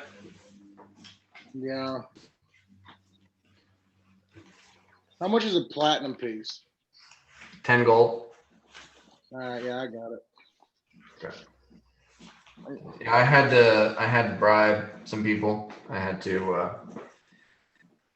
It took some effort, but I found out that the Count and Countess de Moore were the ones who adopted your daughter. Are they the one that It's not half off. adopts, already had a kid, or adopts kids? Yeah, they had a little girl, and they adopted your daughter as a companion. They are human. Count. And he hands the payment to like a young man, like a mid to late teenager, and he gives him a nod, and the guy like bows and he leaves. And he says, thing is, both of the girls have gone missing. No. Oh shit. Actually, 3 of the girls have gone missing. Your daughter, the little girl that belongs to the Count and Countess de Moore, and the Count's daughter from the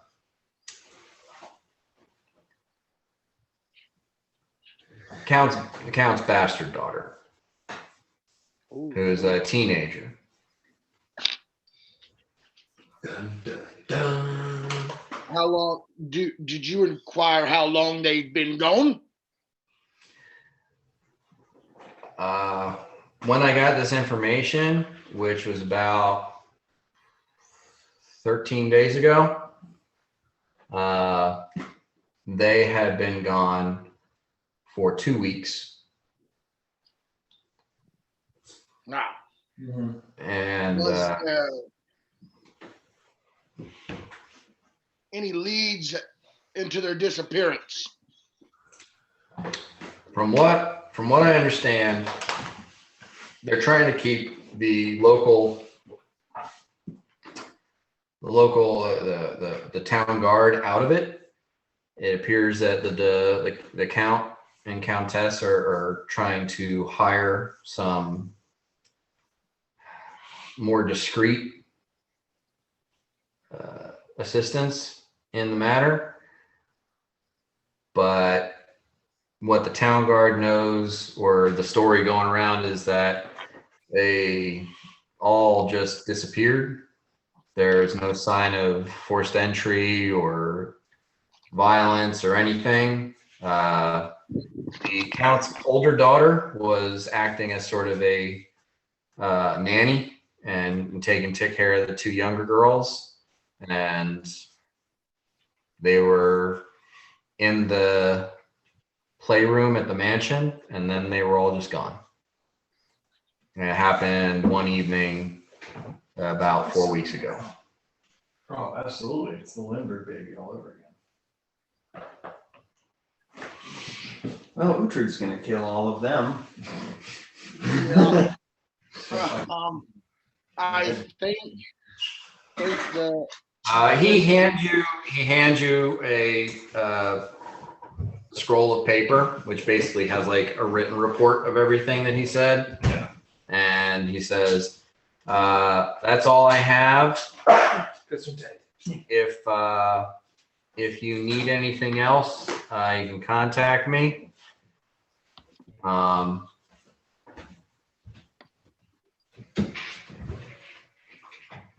But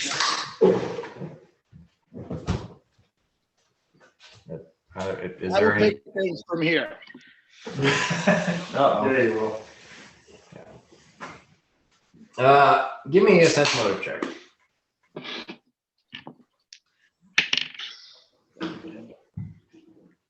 2. Okay. You think this guy maybe needs to pee or something because he is really interested in getting out of there as fast as possible. Reasonable. He just seems like really antsy. He's like, "Yep. So if that's everything, okay." Don't kill me. Yeah, I mean, I'll let him go. I don't. He's not. Tell him where the bathroom is down the hall. Definitely right. I got a bathroom. In the tree. We have one down the hall. Yeah, is there anyone else here? Can anyone else roll sense motives? Yeah, where? No, it's at the Cordesi estate, so Yanni and Bort are probably there. I imagine Yanni's probably poking his nose into it. As is Sommelier. Yeah. No, he doesn't fucking care. Yeah, he doesn't care, but he's there. And he's the cooler, man. He cares in the sense that he's the cooler. I rolled a 33. Yeah. Okay. Yeah, he's just legitimately scared. He's a private investigator. He probably looked into you guys as well, and he knows who Uhtred is. And he just told Uhtred, "Your daughter's been kidnapped, and I don't know where." Oh, yeah. We're all like, he's in on it. Let's fucking kill him. He's just like, ah. But Uhtred doesn't just kill. He stole the dragon skull at Hounson's. Where did they end up putting it? We talked about making it like a tap thing. Like you pull the tooth and just fucking. Ew. Yeah. It's like bigger than like a lot of this. Yeah, we're Uhtred's gonna let the crew know when we get back, and there we go. I would do my best to console our terrified private investigator. Maybe with like offer him a bowl of oatmeal. That seems to calm everyone down. He just wants to leave. Yeah, that's cool. See you, buddy. See, be gone with you. Useless. Don't be gone with you. Yeah, no, he got the payment. He gave it to the kid. The kid left. He's like, "Okay, the money's safe. Sorry, your daughter's been kidnapped." Yeah, he's a private investigator. He's fucking a skeezy dude. Does he have a business card? Can I get a business card? Oh, his signature and stuff is at the bottom of the report. Okay. Before he left, I'm sure Uhtred would probably be saying, "You were much more helpful than my last investigator. He came back in a box with his head."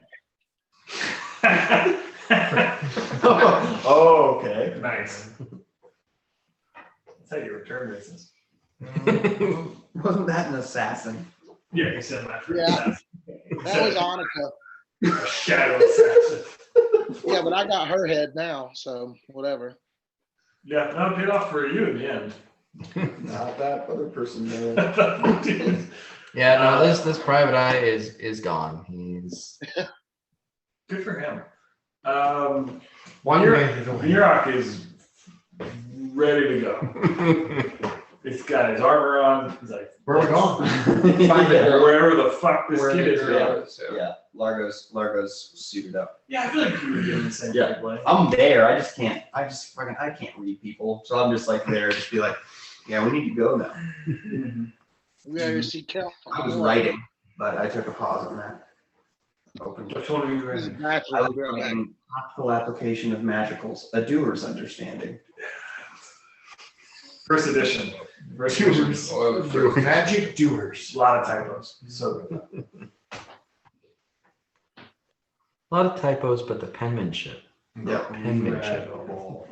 I would like to write a couple tree tie, but totally entirely philosophical on that. Esoteric. Hard to follow. Did you watch the video I sent you about the world's first author? I haven't, not the video, but the name was In Headwana. top fucking notch. In Headwana. Yeah. Incredible. Okay.